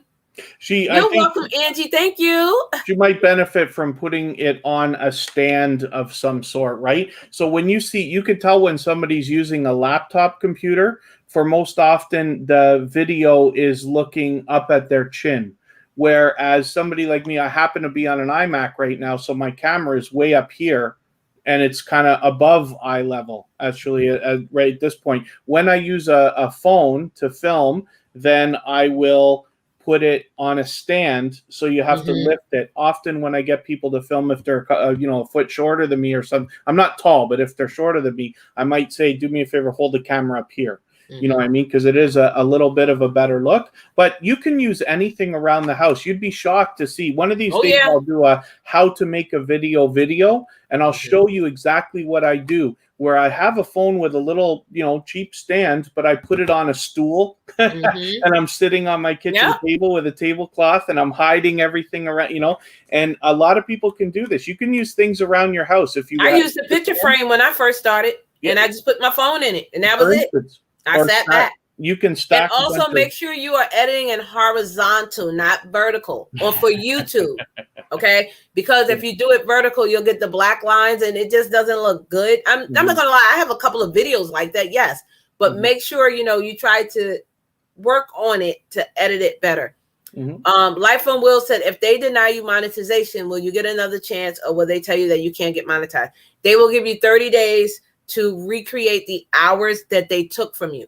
So I'm going to tell you an example of a young girl who was almost monetized. She was at 4K. She had a 1K subscribers. When she got there, they told her she had 1,200 hours that they were taking away because it was not considered content. She was calling me. She was crying. What am I going to do? I said, well, you have the 30 days. Recreate content. Make content. That's the whole purpose of being a content creator. You know, so that's what you have to do. Again, hello to everybody that's coming in. Welcome in. If I did not call your name out, I'm putting these on the screen. I'm going down. If you have a question, please put in the green heart. If you are trying to redirect the videos on your channel, like if you did gaming, but you want to do more blog videos, would you delete the gaming videos? I absolutely would not delete them. So if you're already monetized, then you can make them unlisted. But the reason why is because I would say that I don't want you to change your mind and regret it afterwards, right? So you can always change your mind 100 times on YouTube, but for a channel that's already established in any way, I would just start making new content, because YouTube is going to push out your older content a lot less than your newer stuff. And the algorithm's kind of going to know that you've gone in another direction. I believe that. So I don't think it's going to matter. If you got a couple of extra people who came in from a video game and discovered your blog, it could only benefit you anyway. So at worst case, I would say if you already have your watch hours, then you can make any videos you don't want on your channel unlisted, but please don't delete them until you're absolutely sure, unless it's time for you to break into a second channel. If you love doing both, maybe it's time for that. Okay, so Ms. Terrell said we're buffering. I hope you're back, because I'm looking and we're good on my end. But I do want to say Night Star Beauty said, great question. Do you have to monetize straight away once you hit the required amount, or can you leave it for a while? Great question. And this also goes for memberships. Once they tell you you are qualified to do to be monetized, okay, you have to do steps. They don't just do it. You have to go in and get your AdSense. You have to sign the contract. So either you can do that and just, then you'll be there, or you can wait. But if you do that and you decide, I'm not ready for ads, just don't turn the ads on. Just like with getting membership, they give you that. If you I don't want to do memberships, I don't really know what to, you don't have to. So yeah, once you get monetized and you're all official and signed everything, then you're monetized. Now you can lose your monetization, okay? If you do not upload content, you don't go to your community tab, you're not interacting with anyone for 6 months straight, there is a possibility that YouTube can take your monetization away. There's a lady's channel, I'm not going to call her name. I go to her channel all the time, and I've been asking her this for 2 years. She tells me and she insists she is monetized. I never see the $ because I'm never able to give her a super chat. Oh, yeah, I am. I've been at it. So either you're not turning your ads on, or they took it away from you. But I don't even say anything else to her. I just, hey, how you doing? Because there's something going on. And unless you want my help, I'm not going to offer it. If you tell me what's going on, then I'll work with you. The other thing too, so Night Star Beauty, that is really a very great question, because so think about this. Now YouTube is monetizing videos. They're putting ads on videos for creators that are not monetized. Yep. So if you decide not to monetize, that's fine. We understand why some people may not want to do it right away.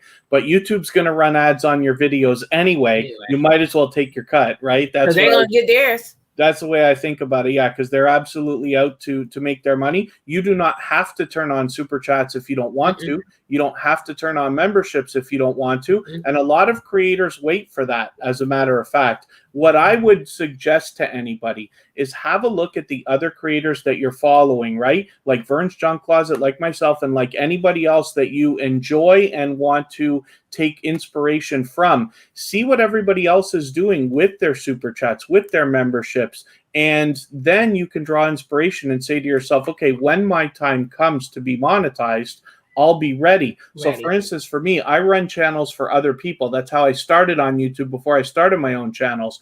I got to play with their memberships before I ever had to start mine. So I knew what I was going to do before I did it. And I was lucky I could set all that stuff up on the first day. But it's understandable if somebody doesn't want to fully monetize right away. But YouTube is almost certainly going to run ads on your videos, even if you don't monetize. It's just a loss, in my opinion, if you're not at least getting your cut. Even if you don't want the money, you can redirect it in some other positive way other than just adding to Google's stock and share price by a quarter of the point. So Facing Reality says, if after releasing a video and getting views on it, I'm just going to say 1,000, should you decide to delete it, would you lose the views from said video? Yes and yes. And you will lose everything associated with it. Likes, so not subscribers. You'll lose the likes, you'll use the views, and you'll lose the comments. Everything that's associated. When you delete something, it's just like that. You're deleting it, point blank. So if you need it, I wouldn't delete it. I've known a channel, and you do too, Tuberchat, that had all of these videos. They went and deleted everything, and I'm like, why would you do that? Like, why? If you don't want it, just put it in. What's that area? Unlisted. Unlisted. Don't delete it. Like, I don't understand. You know, don't do it. That, in my opinion. Computer Chick said also something else. Don't go into another live stream or video, posted your link without asking the creator first, or if the creator approves it. Okay. If you're in a live stream and you're not a mod, it's not going to let you drop it anyway. But if for some reason you're able to drop it on a video, the creator has an option of going in their studio and deleting that, blocking you, and reporting you to YouTube. So just be aware of that. Sometimes people drop links in your videos that are not appropriate. You can delete it. You can block that content creator, and you can report them to YouTube. Do not click on the link to find out what the link is. Do not, because you don't know where it's going to take you. I'm just going to let you know that. You have no idea where it's going to take you. It could take you into a worm, you know, for your computer. It could be taking you into pornographic stuff. It could be taking you into things that's not appropriate. So don't click on any of them if you don't know for sure that that person is putting a good link in there. Pardon me, I'm going to hop off just for a second. I'll be right back, okay? Okay. I'm just going to go down the chat. I have got to go downstairs. Okay, thank you. Thank you, thank you. Ms. Terrell says she's still here. Remember, guys, you never know who's watching your video. It is a lot of celebrities on YouTube as well. So put out good content, and you never know who can approach you. Exactly. I'm just going to put him down for one moment. When he comes back, I will add him back up. I did gaming videos, but I never recorded the music with the game I play, but I have watched videos. People left the music in the video. If you are monetized, you can't advertise your PayPal on stream or in chat. Vernes Junk Closet, there was a creator that got terminated recently because of this. If you are not monetized, I think is what you meant, Computer Chick. I think you meant not monetized, because you can if you are monetized. Great info. Oh, thank you, Angie. I appreciate it. Hey, J Real Slots, how are you? Welcome in. Mr. Fulton, hello, Kevin. I'm extremely excited for my birthday in 2 days. Happy birthday. Let me see. I'm just going down to make sure I'm at the end. I'm going to get going. Okay, JS, thank you so much for being here. You don't need the expensive gear. Nope, you sure don't. Hi, Brian B. Catfishing is in the Booski compound. Thank you. I started off on YouTube with a BlackBerry phone. Oh, my goodness. Not a BlackBerry, boo. Tell myself a big mouth, too. Yes. Thank you, Peter. Thank you. Thank you so much. Angie said, thank you for this great info. For beginners, is a vlog camera better to use for vlogging as opposed to a camera phone? So I'm not sure. I'll let Kevin answer that. A vlog camera as opposed to a camera phone. So if you have a gimbal or a stick or something that you can use to help, then really it's up to experimenting on both things. I'm lucky because I happen to have a gimbal, so I use my phone and I walk around with that. But there are other cameras like the Canon, I forget what it's called, the Mark 3.7 something, this and that. It's very popular, and lots of other cameras have things that you can use to carry them. But a lot of times it comes down to what you're filming and what you're going to put the video out as. So does the quality of the video really matter? Right there, like I said, there's videos that I've done that have hundreds of thousands of views that were filmed with a camera that's probably older than everybody's phone in the chat right now. Yes, so, Computer Chick said she had a BlackBerry. Oh, okay, that's cool. Many of us still keep a lot of our old phones around, but like, you know, if it shoots 4K, like you don't have to be using 4K. Oh, you're I freezing. suggest Can everybody to do it if you can, and if you have the space. Oh, if you have the space to store the videos, I suggest it. But I would experiment, and especially ask people who are using more stuff. You have to forgive me because I use phones for everything. Everything I film is on a phone. I don't think me too. I film on the phone. Except for I do happen to have a GoPro. I'm putting out a video tomorrow with some GoPro stuff, but I barely use it. I think I filmed my intro on my computer only because I had little screenshots and I wanted to add those big words. But Urban Grandpa, I'm trying to understand your question. So you've been invited to link live on other channels, okay?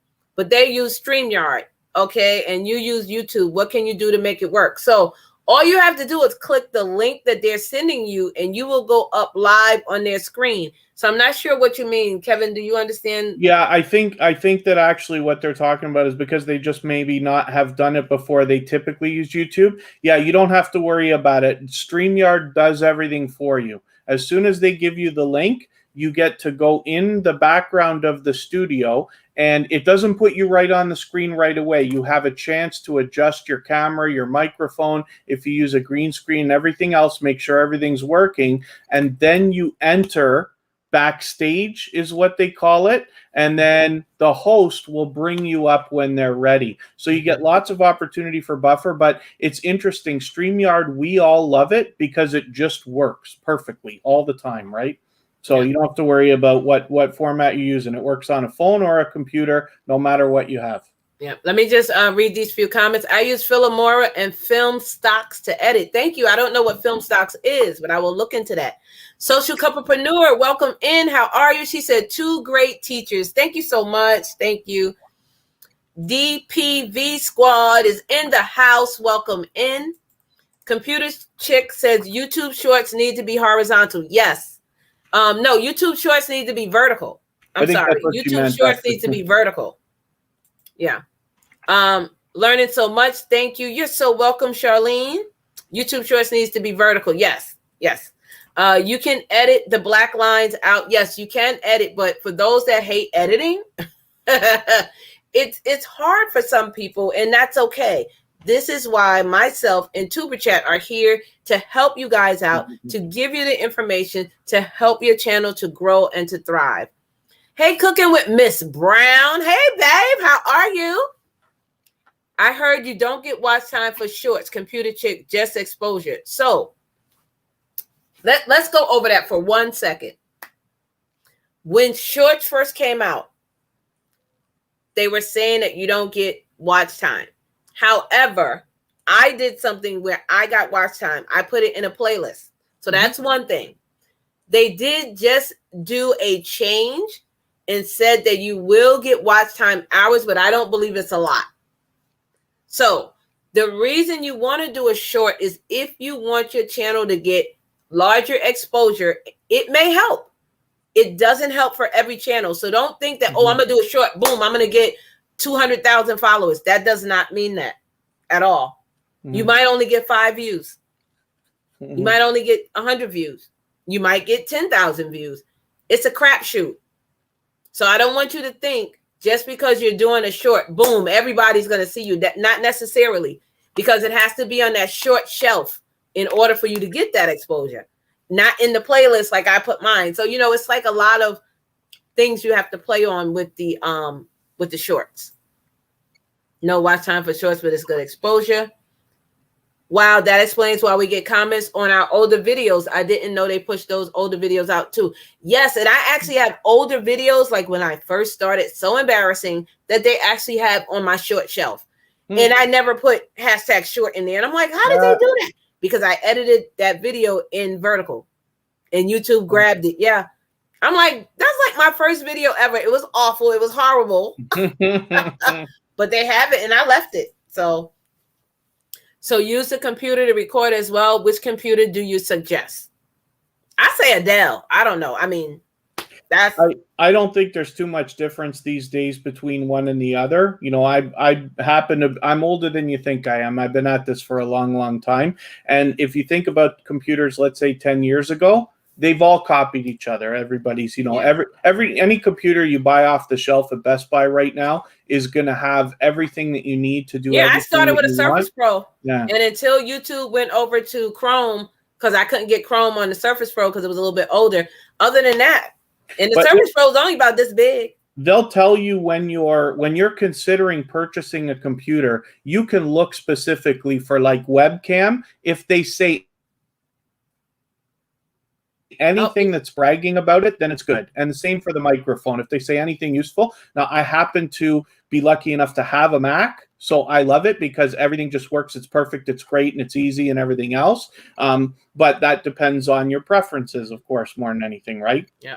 Life on Will said, do you need a certain amount to get Stream Elements? I think you mean subscribers. No.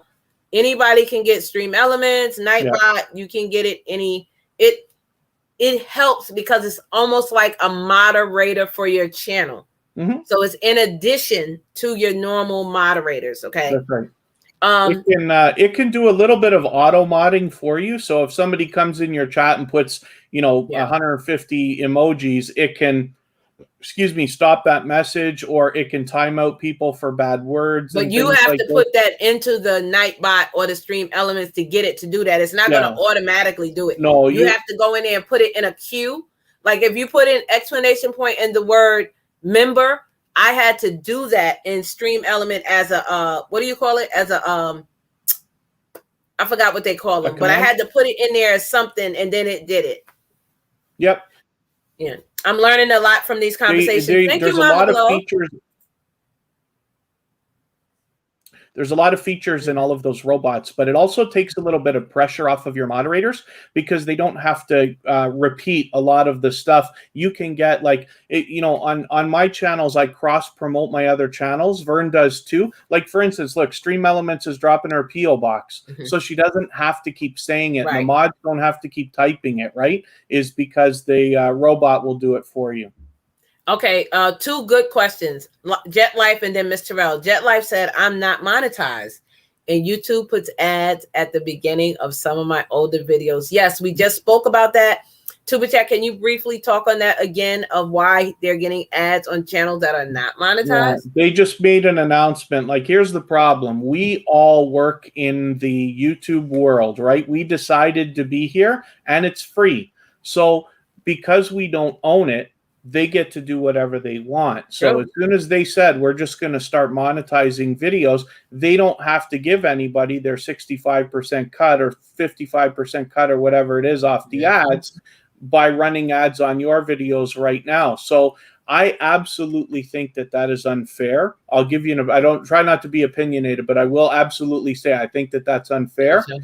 If YouTube was 100% stocked up in inventory on all monetized channels at the highest price they could possibly get, then I would say, okay, maybe it's right to bleed into other stuff because you're losing money if you don't, or the opportunity. But right now, I don't think so. But they did announce a long time ago that they're going to do that. So it's too bad.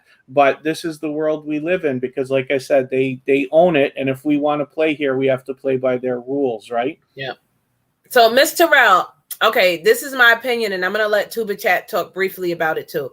I don't think it's a penalty.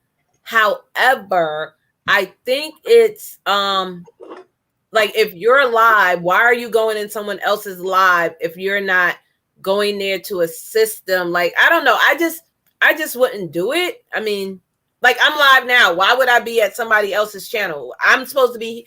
Okay, this is how I see it. This is your business. This is your live stream. Why are you worried about what somebody else is doing? You need to be focused here because, and this is what I don't like about it. I'm live.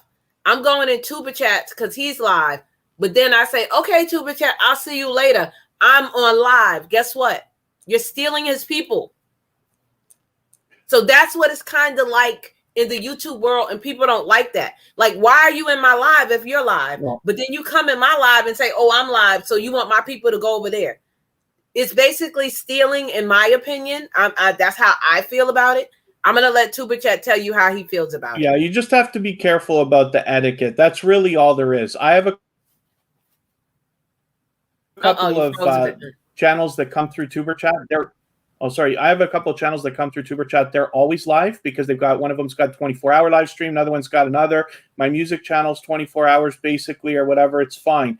So I don't believe there's any kind of a penalty, but YouTube knows everything you do. The algorithm absolutely does. You just have to be careful of that etiquette, because if you go into somebody's live stream and say, I'm doing something right now, you run the risk of other people going and checking that out, and you don't want to steal from each other, because it will get noticed, I promise you, and you could get start having your own drama between other channels and this and that. I just brush that stuff off because I'm lucky Tuberchat's busy enough. Come and steal whoever you want. If they were going to go, I wasn't doing a good enough job anyway.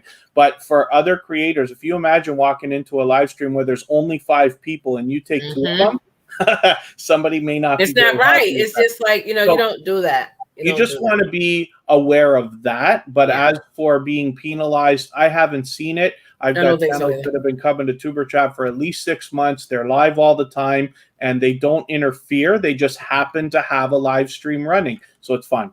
Now, if you want to, you can raid afterwards. I think that's good. So Diana Brian says, by the way, they keep unconnecting me to you. I had to look for you. And we talked about that. And I don't know why they're doing it. I have not seen anything in the guidelines. But only thing I say is start again. I have no idea why they're doing this. It's probably something behind the scenes. Something's not connecting. And thank you for the share. Thank you, Peter Lloyd said, I always learn when I come here. Thank you so much. I appreciate you. Yes, so I don't know. It's just something that you guys have to be aware of. So they call it spam when spam may be one of your best friends. Yeah, sometimes. Advice if you use StreamYard. You want to set up a stream with OBS Studio or Streamlabs OBS. Have a BRB screen before allowing people on panel to get porn bombled. Yeah, so if you're coming on my panel, I need to see you. If I don't know you, I don't allow you up. This is my stream. I do not need to allow you up. It's you're the host. You run your channel the way you want. The same as with numbers. If I say no numbers in my chat, you can't come in here and put 1, 2, 3, 4, 5 when I said there are no numbers. It's the host channel and their format to approve what they want. And so with that said, when you are inviting people up, yes, be careful who you allow up, because that has happened several times to people. When Vern has me on her channel or when I have hers on mine, we don't put our links out into YouTube for anybody to grab. And there are robots out there that can just grab StreamYard links and stuff like that. They're not complicated, but we send it to each other on either Instagram or Facebook or somewhere behind the scenes. It's something to consider. You want to be 100% sure that, first of all, you know who's coming on your panel before they come. Secondly, that it's really them. So forgive my miserable story, but there are people out there who will go as far, like let's say right now on Vern's Junk Closet, they will record a clip of me talking right now, and then they will make a fake account, go up on Vern's thing. They will let that run through a thing that makes it look like I'm actually there when it's not me. And then all of a sudden, bang, they put something terrible on the screen. You must be absolutely sure. So I wouldn't let anybody on unless you knew they were coming. And just please be careful, because it's your responsibility. It's just like driving a car. It doesn't matter if somebody jumps in front of your car. If you hit them, it's your responsibility. If on your stream, it doesn't matter what anybody else says or does. You're the one running it. It's your channel, right? Yep. I want to say, Zelda, hello. Welcome in, everybody. Welcome in, Big Daddy Beard Gaming. Thank you all for being here. If I did not welcome you in, welcome. Please take the poll. And if you're not connected to Kevin K, Tuberchat, or his Thrive channel, the link is in the description. Also, Zelda says, I found it impossible to put an editing program. So frustrated, 1 year trying with zero. So if I'm reading this right, are you saying you can't find a good editing app, Zelda? Is that how you're reading it? Is it possible that it's not working on your particular computer, right? Sometimes, if computers are a little bit older, some of the newer programs won't work, but there has to be something out there that you'll be able to use. Both Windows and Mac come with programs that you can edit, even though they can. Mac is great, but Windows has one that's fairly simple as far as I understand, but you can get it done. And then as well, most of our phones, I'm sure Android has lots and lots of free they have stuff, a lot. even if something's not included. So if I don't use Android as a phone, but if somebody in here in the chat happens to know as well and uses Android as a phone, if it comes with something that allows you, like the Photos app or a special video app that you could do basic editing, then just please let us know. Yeah, I find it difficult to edit on the phone. That's why I love Power Director. You can do so much. Vernes says Sanyaya Bai is a robot moderator. Okay, I don't know, but yeah, they have some of those.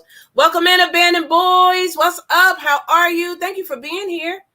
Let's see. Abandoned Boys said hello to Pete. I'm just going down the chat. If you have a question, please put it in the chat because we want to answer your questions. We're going to do another, what time is it? Another 30 minutes, and then we're going to just give you guys someone. Hey, us never them. Hey, how are you? Just started, had 48 people yesterday, turned to 39. You're going to lose people. Everybody loses people. I still lose people till this day. I go up, I go down, I go up, I go down. It's all in the algorithm. Don't worry about the subscriber numbers, in my opinion. Just keep making good content. Just keep being creative and just stay positive. Like, don't worry about the numbers. They will come. When you stop looking, that's when you're going to see it grow. You want to say something, Kevin? That's true. Yeah. So I do have something specific though. Like Charlene happens to be a fairly new channel with less than 100, right? And the algorithm is hardest on brand new channels. We've watched a lot of people start channels in the last few months, and the race to the first 100 is harder than it's ever been, but you do eventually get there. What I suggest is while you're connecting with people outside, whether it's in Tuberchat, Vernes Junk Closet, or anywhere else, start a conversation with the people first to get an idea of their mentality, because you have a brand new channel that people don't really know very well yet. If somebody's jumping right on you, like, hey, come to my house, I'm going to go to your house, they're too aggressive, in my opinion, right? And the aggressive channels are all marked that YouTube knows what everybody's doing. If you notice, if you come to I put channels on the screen, they're always subscribed. So I lose subscribers just like you do, but almost never does anybody lose Tuberchat because I just follow that full procedure. I don't connect with anybody who I don't think is absolutely serious. And even if I did and the connection disappears, if somebody was never going to come back and watch a video, if they were never going to come back and give you anything, and they really weren't interested, you really don't need those dead subscriber numbers anyway. That's okay. That's all I really was going to say about so that. Peter said he's not getting notifications and persons are not seeing the notifications. I would tell them to unsubscribe, cut the bell off, go back in and do it again. Leave a comment. Make sure they are thumbsing up, because it's been happening to everyone. You're not the only one, and just got to keep going on. Again, welcome in everybody. Please take that poll question. Social Entrepreneur said, wow. Remember to take the poll and hit the like. Thank you, Charlene. Thank you so much. Abandoned Boy said it happened to him. Yes, you will see. Okay, there was somebody on here, I don't want to say their name, said that they were at 4,000 and then all of a sudden they were at 2,500, literally. And I'm like, are you kidding me? I have no idea why it's happening, but you just have to keep going. This person copied everything on one of my friends' channel, but it wasn't them. Yes, you have to be careful with people that do that. They're just out there. They're just out there. Life on Will said there's so many free apps you can download on Android. Yeah, there's a lot. Thank you. My question was answered before you got to it. This has been so helpful, informative, and resourceful. Thank you, Blended Beauty 1010. How are you doing? Thank you for being here. Hey, Vern, Information Man got me here. Thank you, Old Head Deuce. Thank you. Thank you, Information Man. Thank you guys so much. So I did want to touch on this. We talked about a little bit about strikes and claims and moderators. Your banner and your profile picture is very important to your YouTube channel. You do not want to have a blank one. You want to have something up there that's relatable to your channel. And Tuberchat is awesome at doing banners, and he can tell you exactly like the number. You know, the number is a 1040 by. Oh, for me, I don't remember. There's templates out there. If you type in YouTube banner dimensions, you'll come up with a lot of graphics, and you'll see a bunch of rectangles in rectangles. What's that showing you? What that is showing you, you have to remember people are sometimes looking at your channel on a television or an iPad or another tablet or a computer or a phone, and the banner's always a different size. So you'll see these graphics when you search in Google, and it will show you the exact area where the most important information needs to be. So you can have a really big, beautiful banner. And another interesting thing to notice is that if you set up a live stream on your channel ever and you don't put a thumbnail on that live stream, YouTube will automatically use your banner image as the thumbnail. So you can keep that in mind. You can design something that's big and beautiful and colorful, but then has the information in the most important part, so that on a phone, tablet, television, or computer, everybody sees what's important the most, right? Yeah. If you have a question, put a green heart and drop your question. I'm trying to go down to see if I'm missing anyone. We just answered that question there. Life on Wheels, he is telling you how to fix it. Go to Canva. Canva is an awesome app to use to help you out with so many things. I wanted to talk about, she was talking about the how you get the promoters, the people to contact you. So there's a thing on there, and it's called a media kit. If you are serious, you really need to get a media kit and a rate sheet after you're monetized, because this will help them when they look at your channel for what you are charging them to drop a link, to shout them out, to do a video. As you guys know, I'm always getting promotions, and I have to turn them down because I can't do them all, or either they're not affiliated with something that I want to have on my channel. So you don't have to choose everyone that comes in that offers you a deal, a sponsorship. You don't have to. I agree. Banners are very important. They are very super important. Also, I wanted to talk about premieres, especially if you are, oh, how did I get up there? I thought I took that down. Hold on. Especially if you are not monetized, doing a premiere is amazing. You know why? Because it helps people see your channel instead of doing it as a regular upload where people actually have to find you. But it's not a live stream. It's like in the middle. And I love it. So you do the premiere, and you can say in your video, you have your little intro, and then you have a short clip and say, this is what this video is going to be about. And then you do the video. But they also have something new called the trailer. And I'm going to have Kevin talk on that because I don't like the trailer. Oh, yeah.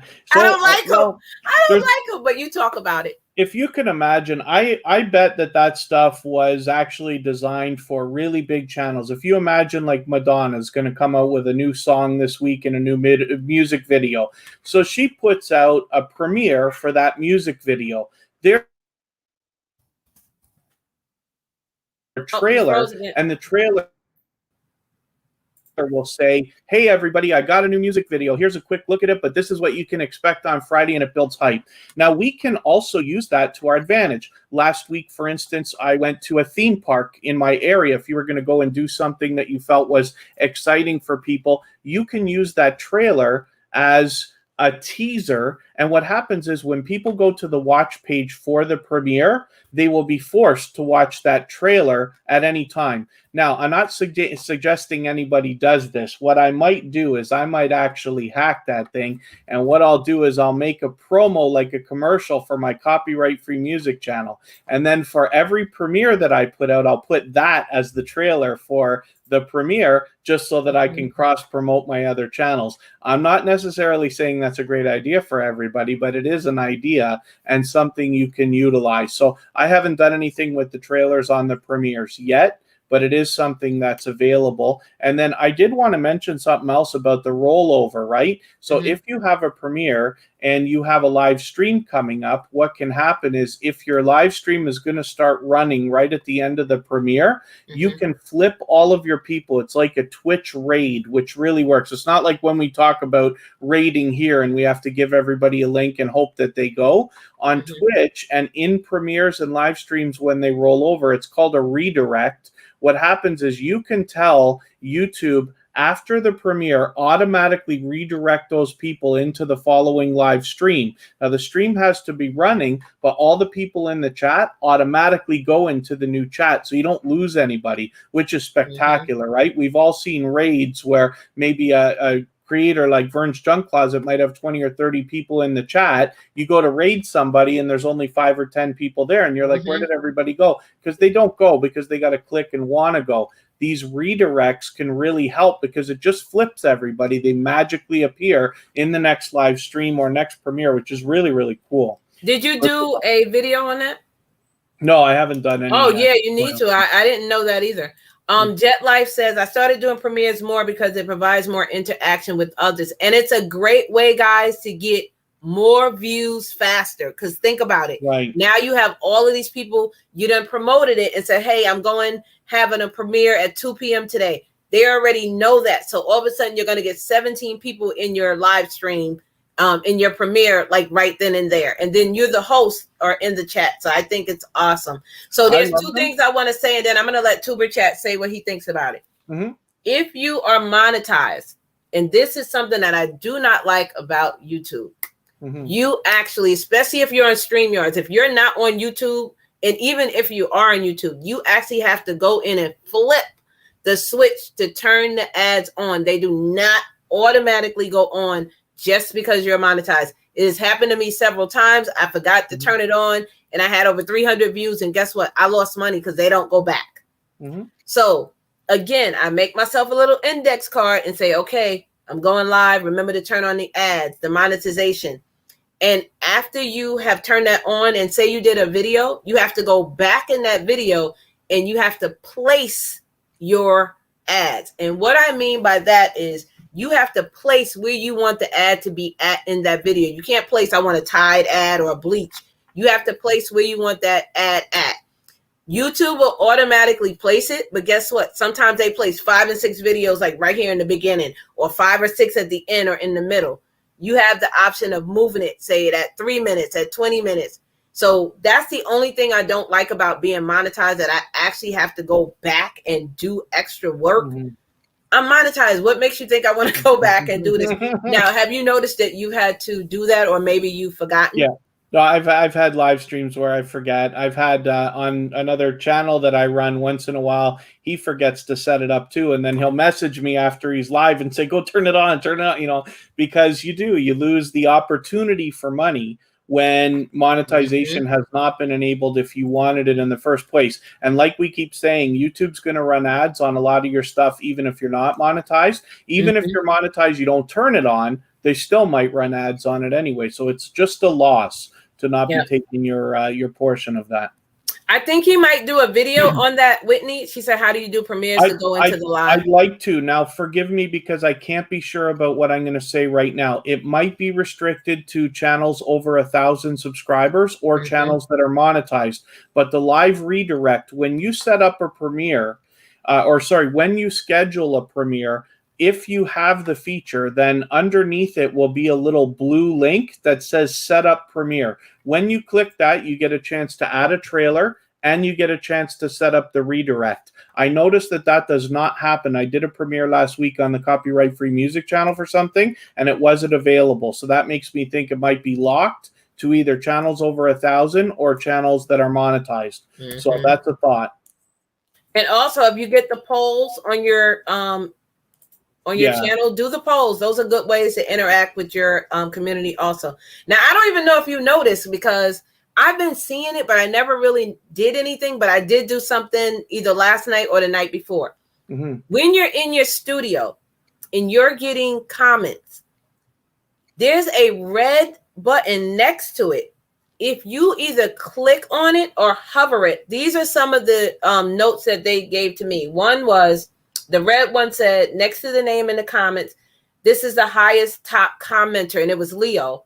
Oh. And then I had one that said, this person is a member or has been a member for 10 months or 12 months. And then the other one said, and this was something interesting, it said, this person is publicly subscribed to you for 1 year or 8 months. Right. And those buttons are something that I don't think a lot of people are paying attention to. Maybe not. I have to go and look to see exactly what you mean, but I do notice the, like, if somebody's publicly subscribed, their comment will have the little red dot beside it, right? And then top commenter, I haven't noticed myself, but I may not have been looking for it. I might have overlooked that, as a matter of fact. I'm going to go look after now. It's 3. One was red, one was white, and I think the other one was blue. And it had different sayings, but if you hover right over it, it'll tell you what it means. And I'm like, so does that mean that other people are not subscribed to me? Nah, I think what does that mean? It means their subscriptions are not public. Right, their subscriptions are not public. But that's not true, because there are a couple that their subscriptions are public and they still don't have the square next to them. Oh, wow, interesting. Yeah. So I'm like, that has to mean something. Yeah, we got to look at that then. And if you are monetized and say you have merchandise, like I have merchandise, Tuberchat, I know Abandoned Boys has merchandise. When you're sending out your, I don't know if I have one here, I do. If you're sending out merchandise, always add your business card in your merchandise, because that gives, and add more than one, add like 2 or 3, because then that person can take that business card and give it out. I give it out to the people at the restaurants, at the fast food places, at the car wash. Here, go on YouTube, subscribe to my channel. That is a good way to get subscribers from people that maybe not be on YouTube, because sometimes there are people that are watching you that don't have a YouTube channel, but they're on YouTube. If they're not signed in, they actually can't leave you a comment. So I tell them, hey, sign into YouTube if you're on YouTube and watch the video and leave me a comment. Well, I did want to mention one other thing. I got to flip this one in. So that sometimes different features roll out to different creators at different levels or whatever. And luckily this week, there's a new feature that's coming for everybody, but Tuberchat accidentally got it the other day. And it's the first time I've actually had something that came before the masses. But this feature is called Clips. And what you'll find is under the video, CJ's info, actually, he doesn't have it, but he did a video about it a while back. He did a great job. He's got like 20,000 views on that video or something. Anyway, under the video where your thumbs up, thumbs down buttons are, is going to be this button that's called Clip. And it's got a pair of scissors beside it. Now, is it on the phone or the computer? Because I don't think I remember seeing it on the phone. It's on the phone now. Okay, what video is it? I can pull you up so I can show them. All of my, it'll be on any Tuberchat past live stream. Okay, sorry, go ahead and finish. I'm going to pull one up. Yeah, what happens is you're able then, and I'm so happy because Tuberchat happens to be a good channel to take advantage of this feature, because I put channels on the screen and talk about them for a minute at a time, right?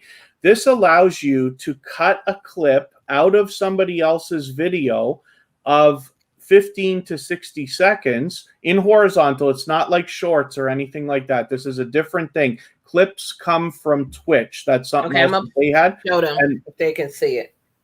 Hold on. It's right here. Not sure if anybody's going to be able to see it, hopefully.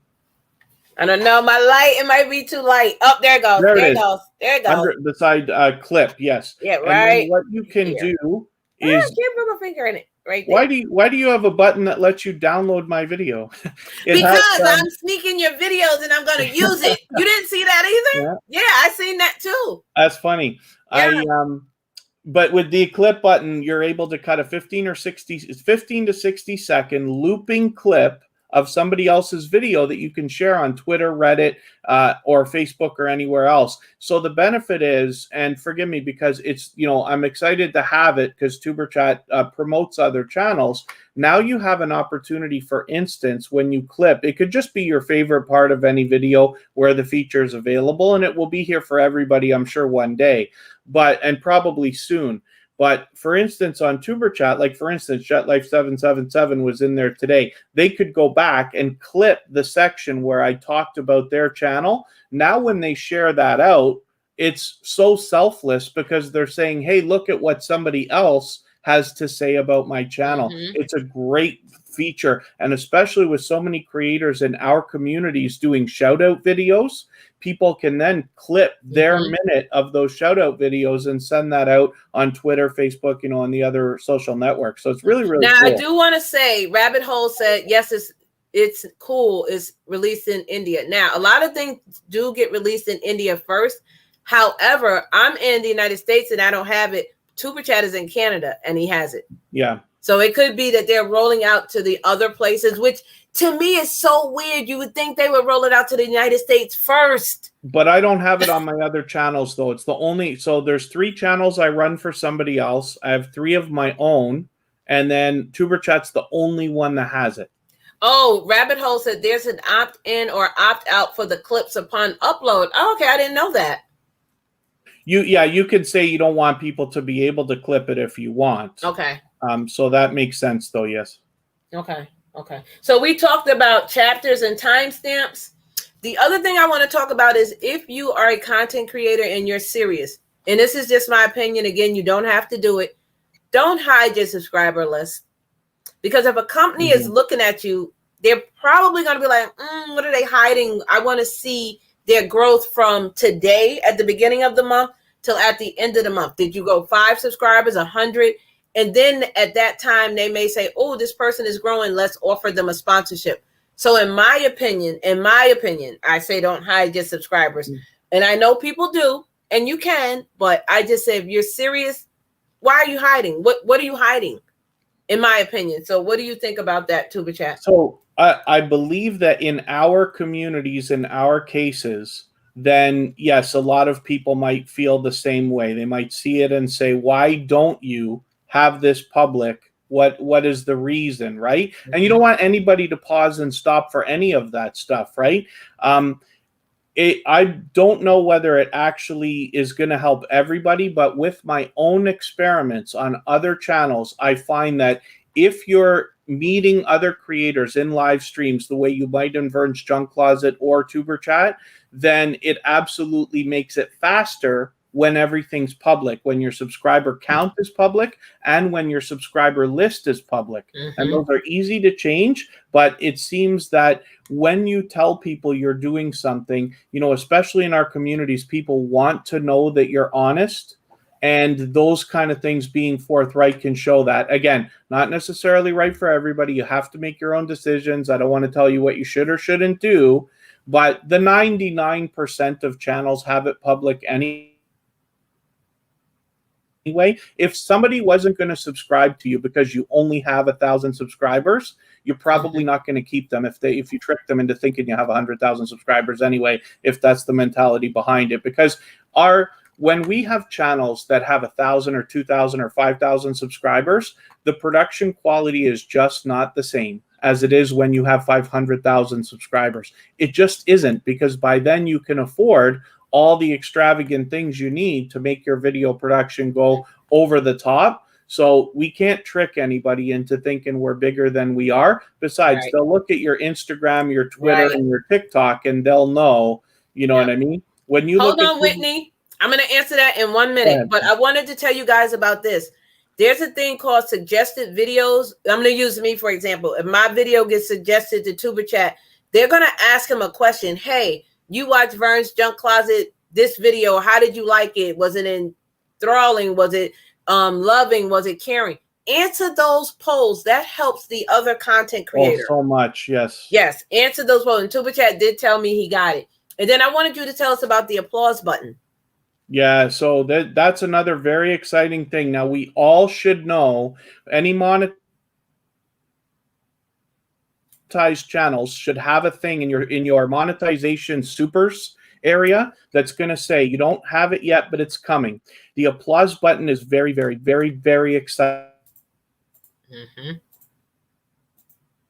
Oh, you're freezing a little bit. Oh, the same way that we do super chats and live streams and premieres, people are now going to be able to tip you for a video. So if they got value of any kind out of your video, they'll be able to or give revenue. you $2 or $5 or 20 or 50 or whatever it is. They've got, I think, 4 or 5 levels split out. So very few channels already seem to have this feature. And it's one of those other things they've rolled out a little bit over time, but they've already told everybody we're getting it. It could be any time now. So it's something to think about. So Whitney's question says, when you get sponsored, do you send a contract stating how much you charge? I am asking for the legal part of it just in case they don't fulfill the agreement. This is why I say get a media kit and a rate sheet, because your numbers will already be filled out on that and you can change it whenever you want. You can do that right in Canva. You can do a resume in Canva. You can do a banner, a profile picture. You can do all of this right in Canva, and it's free. But you can also purchase the Canva portion. But yes, I say, Whitney, once you get monetized, okay, yes, to have all this, because what they will do if you're not monetized, and I've seen this, and it's happened to me, they may give you the product for free instead of giving you the actual value of the, say they gave you a camera, and the camera is worth $2,000. So instead of you purchasing the camera or them giving you $2,000, they may say, here, we're going to give you this camera, do a video on it. So in that instance, you can say this camera valued at was given to me and I'm sponsored by this company. Do you understand what I'm saying? So that's before you're monetized. But once you get monetized, you know, if it's your option, if you feel that you want to get a financial gain from it, then yes, at that time you can say, hey, I want $50 for doing this video. I want $100 for dropping your link. I want $75 for a shout out. I'm just saying, once you get monetized. Also, if you are sponsored, this is very important. If you're getting anything of value, you're getting money for it, you have to put paid promotion at the beginning of your video. That is super important. Okay, because it's in the YouTube contract, you have to put paid promotion. Like when I got those earrings, I put this is a paid sponsorship because they gave me something of value. And I think of it like $250 or whatever the number was.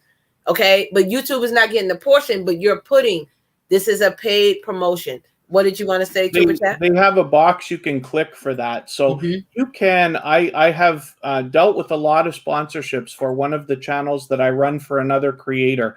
And one of the things I can tell you right now is there's a big difference between getting free products and doing videos and when you decide to get paid. So this guy's only been paid cash for one video. They gave $100. The rule was we had to make 2 versions of that same video. Yep. And we've never been bothered so much by a sponsor for like, can you do this? Can you do that? Can you change this? Can you change that? The second money's on the table, it's a different story. Let's talk about that.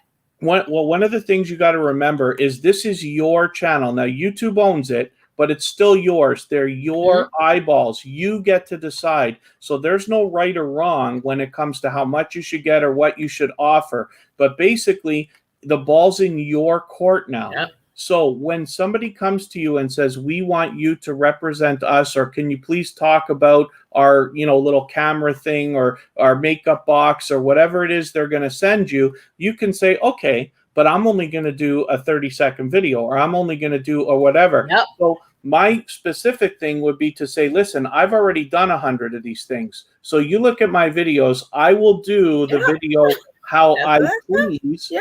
It's at that level. If you want to get into an idea where you're eventually drawing in sponsors that are paying you $10,000 to do a video, maybe you want to bend a little and say, okay, I'm going to do this for you and that for you, and you might have to spend a little bit of money to get it done. That's up to you at the time.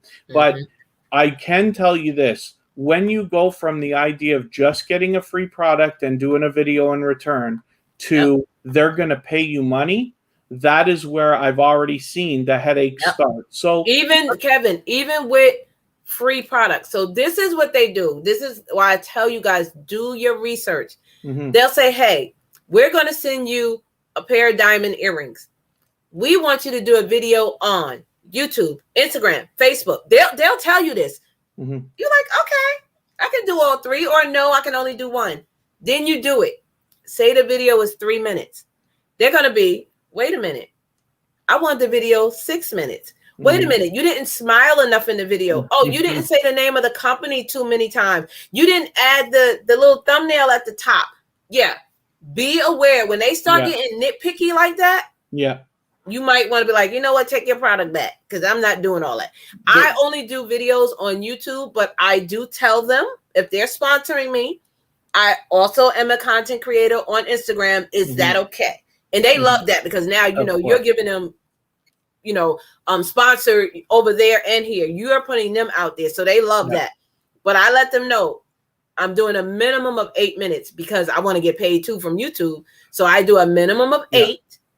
And then I say their name for me 3 times throughout the video. I show their product. I show their sponsor card. I show what they're about, because they have an about section too. That's how I do mine. But yes, they do get nitpicky. Oh, you didn't smile enough. We need you to smile 12 times in the video. We need you to say the name of the... Look, I'm not doing all that. Okay. Because I'm so interactive with my videos, you guys know, and I'm so happy, and I'm not going to remember to stop and add the name 12 times. I'm just talking to you. Yeah. So be aware. That's so good, Tuberchat. Yes. There's one more thing to be aware of as well. Some companies will reach out to you and they will say, you have to buy this product on Amazon, but we will PayPal you the money right away. And what happens is there are real companies that will actually do that, because by sending you this, they just want to up their sale by one number, and they will give you the money after. Now, not everybody, so you have to beware. It's very possible you're going to buy something. The other thing, too, is if you take on too much and you go and buy something on Amazon, you promise to have a video up next week, and it's a month later and you haven't done it, you can't get mad at them when they say, we're not paying for this. Yep, right? They will do that. That can be a big headache as well. Now, I haven't seen that exact situation, but I have situations where the companies say, you buy the product on Amazon, we'll PayPal you the money afterwards. They all seem to lie and say that they'll pay you right away. They wait until the video's done. You still got to bother them for a week. But in all cases, with companies that we've dealt with, they have paid. So you have to be careful. They'll say, we need you to do a positive review on Amazon. If the camera is garbage, and I'm just telling you as a content creator, as a business owner, if it's not what it says it is, don't give them no good review. Because if I buy that camera off of Tuberchat, you said that review was good, and I went over there and got that camera and it was crap, I'm coming back to you, Tuberchat, and be like, wait a minute. Why you tell me to buy this crappy camera? Like, be honest. If it's not legit, like I purchased clothes on my own, and I told the person I was doing a video, if it was too small for me, and I said, oh, I should have got a bigger size. I say that. I said that was my fault. I should have read the chart. I should have got it a little bit larger. Don't be afraid to tell the truth. Because that is what people looking at you as a content creator is telling the truth. Can you answer that question from Rabbit Hole Clicker? Said he heard the applaud feature is available for 10K and up. One of the channels that I run right now has over 14,000, and they don't have applause enabled yet. But every channel that I run that is monetized has a disclaimer in the super chat section that says applause is coming. So I that might have been the case a long time ago. Just like memberships used to only be for channels 30,000 and over, but they opened it up to everybody last year. But right now, for anybody with a monetized channel, as far as I understand, everybody monetized has the thing that says applause is coming. Right. And I know some channels that don't even, I have 4,500. They don't even have it, and they have the applause button. So that's not true. Yeah. There we go. So basically establish in beginning what you're doing for them. Yes. Read the contract, anything that you have to sign, please read. And yes, do your research on them. That is so true. I'm just trying to see. Some aren't real. Hey, Sims with Katana, welcome in. I can tell you some wild stories on fishy sponsors. I bet you can. I've seen that a lot of people when make bad items good. Yeah, don't do that, in my opinion. Okay, guys, so we've been on for 2:45. I'm going to give you guys 10 minutes, and then we're going to get... Do you have any questions? Please ask now of myself or of Tuberchat. Tuberchat, is there anything else that you wanted to speak on that we forgot? Because I know you sent me a list. I'm looking through my list. I keep pen and paper. I spoke on everything I had. Monetized, business cards, premieres. I think we covered it. I can ask you one thing because I wanted to ask you. This came up in Tuberchat this week. Once in a while, we see a channel that doesn't have a discussion tab. So they're under 1,000, but they don't have it. Do you know what's up with that? Because I haven't seen that. I've seen a few channels that have this. It's very few, but it's a weird thing. I don't have an explanation. So I seen that with some people when I was trying to message them. And I think what I did was I went out of their channel and I came back and I saw it. I don't know why. It seems like you have to refresh YouTube or something. There was something like that was weird like that. Possible, yeah. I'm talking about a couple channels that just don't have it. It just is not there. It's like lost in cyberspace or something. They insist that there's no feature to turn it on, and I don't have. I haven't. It should be automatic from when you start a channel. Should be. Actually, I can look at my VMAC, and that's another thing, guys. If you're not connected to my VMAC show, that's my second channel. Please go over there and watch a video. Leave me a comment and subscribe. I would love to have you over there. You get to know me on a different level. I'm going to look at it now and see. Oh, it don't. It has home, videos, playlists, channels, about. On the phone. On the phone. Were you on the phone or the computer? No, computer always. Computer. Okay, let me look at the computer. Go ahead, Tuberchat. You can, if you have something else to say, you can say it. I'm just going to find this. We covered all of our, all the things that Vern and I actually wanted to bring up this time, I think. And we're going to call each other on Monday and say, oh, you know what we forgot was this thing. But if anybody has anything else that you think we can answer, or we can engage in the chat. But thank you, everybody, so much for engaging the conversation today, because this has been a lot of fun because we got to talk about a lot of different things. Vern and I were together a couple months ago on Tuberchat. She joins me every 100th episode, and we do this kind of a talk. But now it's been a few months again. We're able to catch up. There's been so many changes.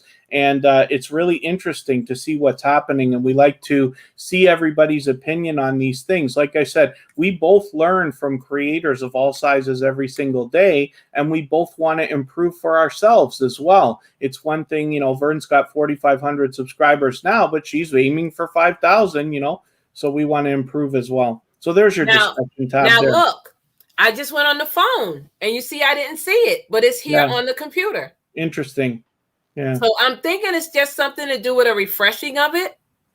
I pull up these channels repeatedly, though, week after week, and the discussion tab is not there. Are you on the computer? Yeah. On Chrome. So it's interesting.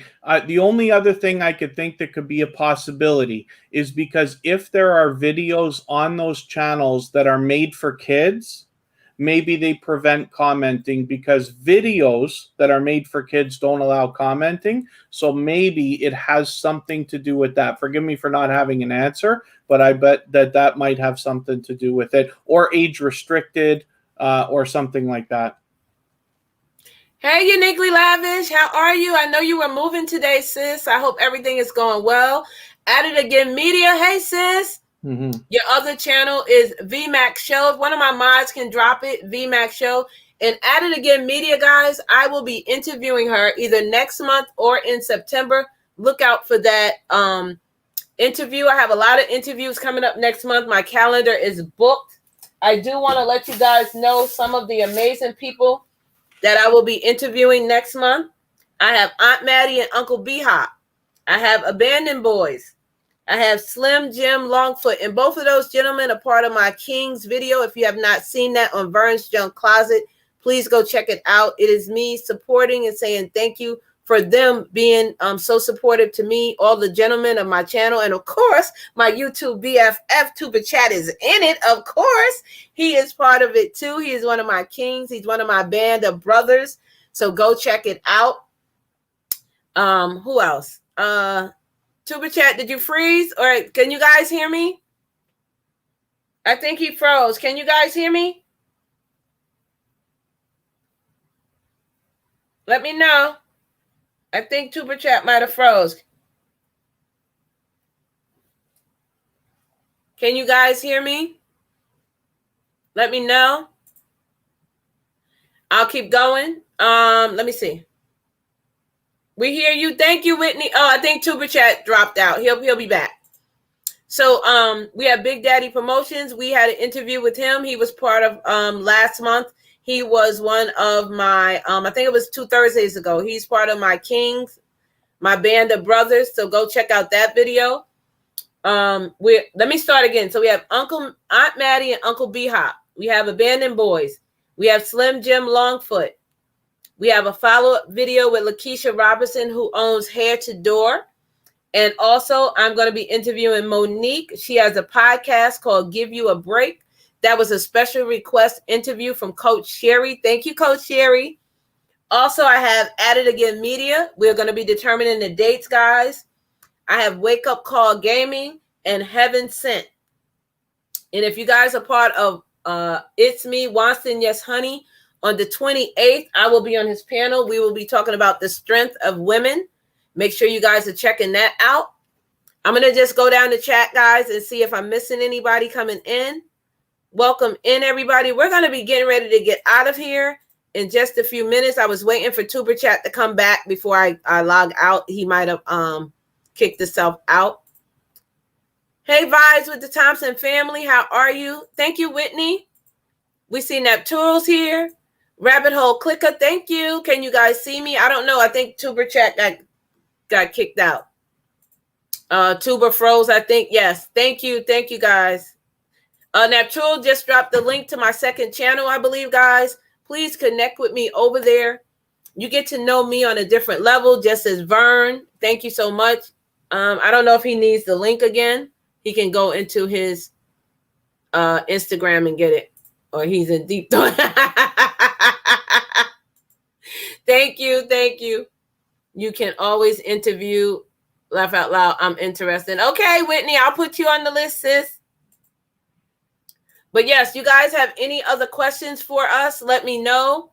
Again, thank you guys for being here. If you are a mod or a member, we will be doing a live stream on the 24th. All of those great gifts. Check the live stream from last night I did a live stream, and check the stream from last Sunday. I showed you some of the gifts. So if you are a mod or a member, make sure you're here to do that. Oh, here he comes. There you go. What happened? I'm so sorry. The internet just went off. We just don't have great internet here. I don't know why. Yeah. I'm sorry about that. No, it's fine. We was just talking. I was just telling them about the people that I'm going to be interviewing next month. Yep. Thank you, Grandpa Prepper. Thank you.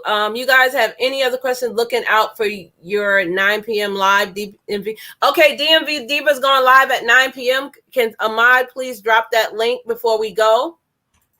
And I do thank you all for being here. I hope you guys have learned something. If you have more questions, you can always hit me up on a live, or you can hit me up on Instagram at the Empress 19 or at Vernes Junk Closet. If you guys don't have your t-shirts, go over to my Spreadshirt shop. It's right there in the chat, and get your t-shirts. I'm your cheerleader, or you're my Booski. I have so many over there. Go over there. Check out Tuberchat. He has on his Thrive Together. I didn't even think to wear my Thrive Together shirt. I should have worn it. I have one too, guys. But do you want to say anything else about your channels and when you go live and what you do over there? Let us know. Well, Tuberchat is where we connect in the same way that you might in Vernes Junk Closet while the live stream's running, where you can meet different creators. And, we're meeting each other for the purpose of long-term support, right? You find genuine, loyal, and dedicated supporters there. I have a personal channel where I just do a bunch of variety. And then, Vern, if you don't mind, actually, we can let everybody keep connecting if they want to go over into the copyright-free music channel now, because the stream is running. So we have a virtual 24-hour live stream running over there where all the music is copyright. You can let it run in the background of a live stream. All the songs are available on the channel as copyright-free music as well, so that, it came from Tuberchat, so that you can be okay using that stuff in your videos and in your live streams and things like that. Yep, I'm going to drop it right now. It's called Thrive Together, guys. Go over there. Hold on. Give me 1 second. I have it right here. Oops. And there's link drops over there too, which we don't do in Tuberchat, but we do over there. I know everybody likes that. And everybody can connect in the same way that you do here and the same way you do in Tuberchat, and you'll meet lots of other friends and family members over there. I'm dropping it right now.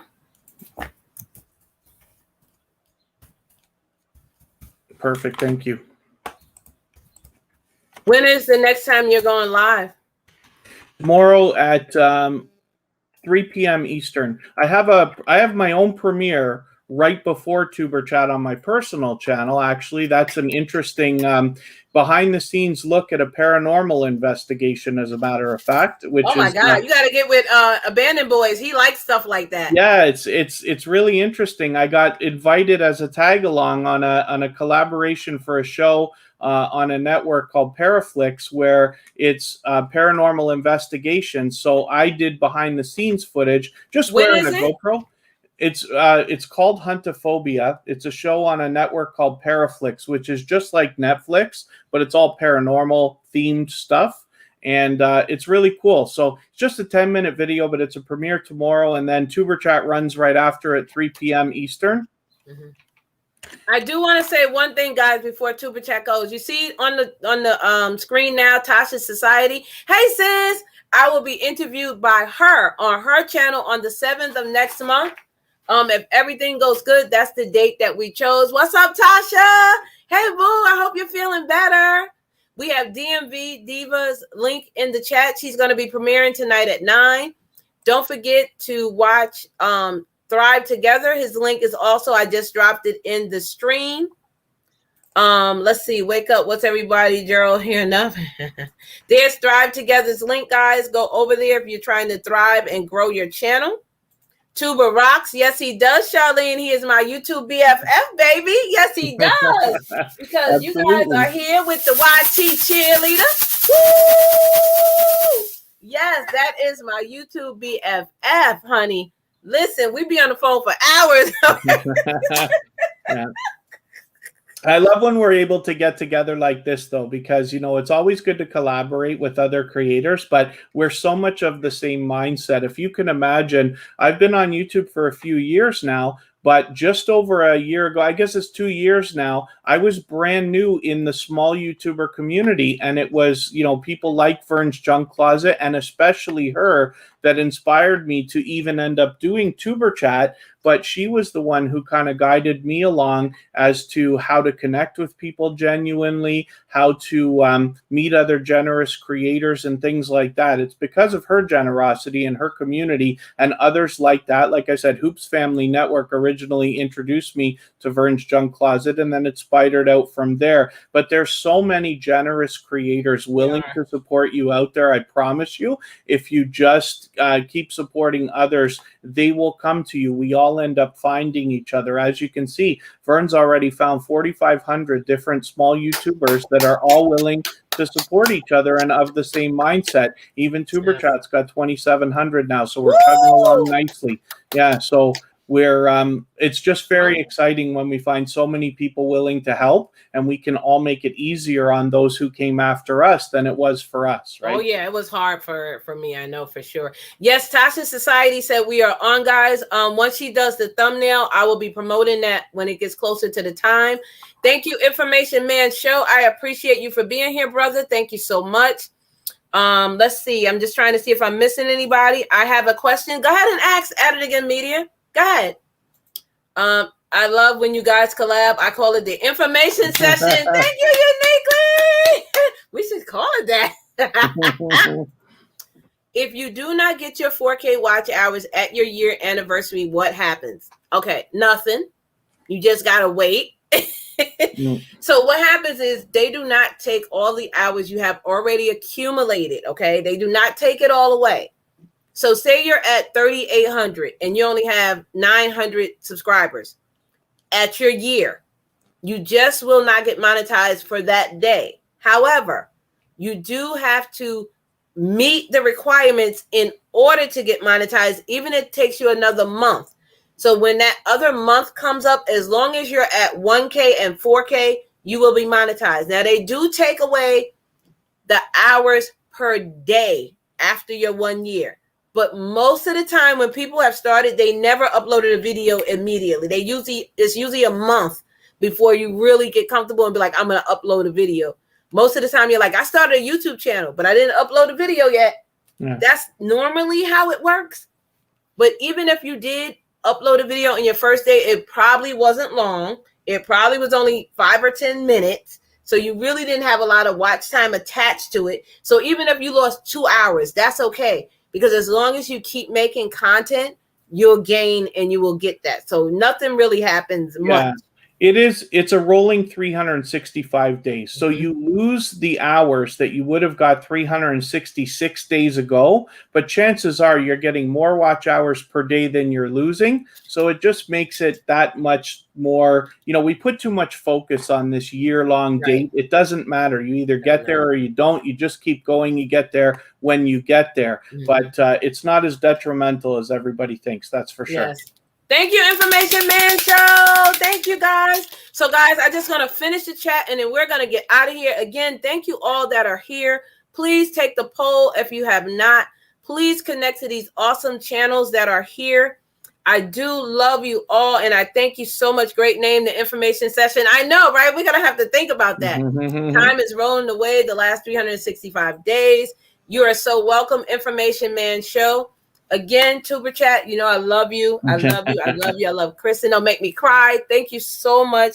I love when we do this because I feel like we are helping so many channels. Well, I like to draw both from you and from the other people in the chat as well. As long as we can keep engaging these conversations, we'll end up all doing better. And even I, want to thrive. I want to help the other channels that I run as well do better next week, and we all can benefit from each other this way. So that's why I love doing it as well. That's why Vern joins me. She's already joined me on Tuberchat for 2 different live streams as well, episode 100 and 200, just so that we could give this extra special bit that hopefully everybody will find inspiring as well as helpful, right? That's right. And yes, At It Again Media, we are only telling you the truth. We are telling you what is in YouTube. Again, if I would have had that video, I could have dropped it. If you want to see it, I can send it to you. But yes, everything that we tell you comes straight from YouTube. I'm not making anything up, and neither is Tuberchat. We are literally getting all this information. It's just that we read and look at the stuff, and some people don't. So this is why we give it out to you guys, okay? But yes, keep engaging. Exactly. Keep engaging with each other. Thank you so much for these good information, Tuberchat. You are amazingly great. He is. Yes. So guys, again, I'm going to play this little song. I'm going to come back and say thank you. I appreciate you all so much. We've been on for 3 hours and 3 minutes. You guys are the best. We really hope you have learned something. And if you have not, we'll be doing another session. The next one will be on his channel. We will let you guys know. We will promote it. And we love you guys. And give me 1 second. Let me play this, and then I'm going to come right back. And then we're going to be out of here. Hold on.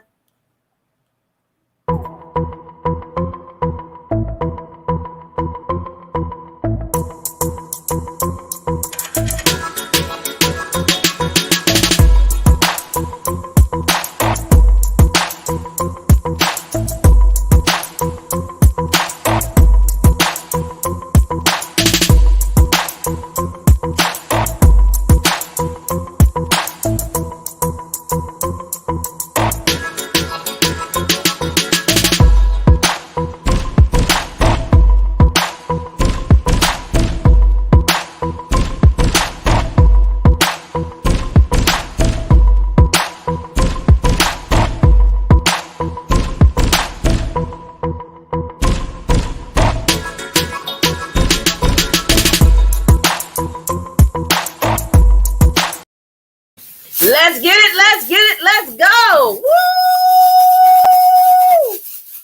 I am your YT cheerleader. I am Vernes Junk Closet. You guys are my Booskis. I love you. You are here with me in Tuberchat. We thank you all for everything that you guys do, for the support. Tuberchat, what else you want to say in closing? And we're going to be out of here, guys.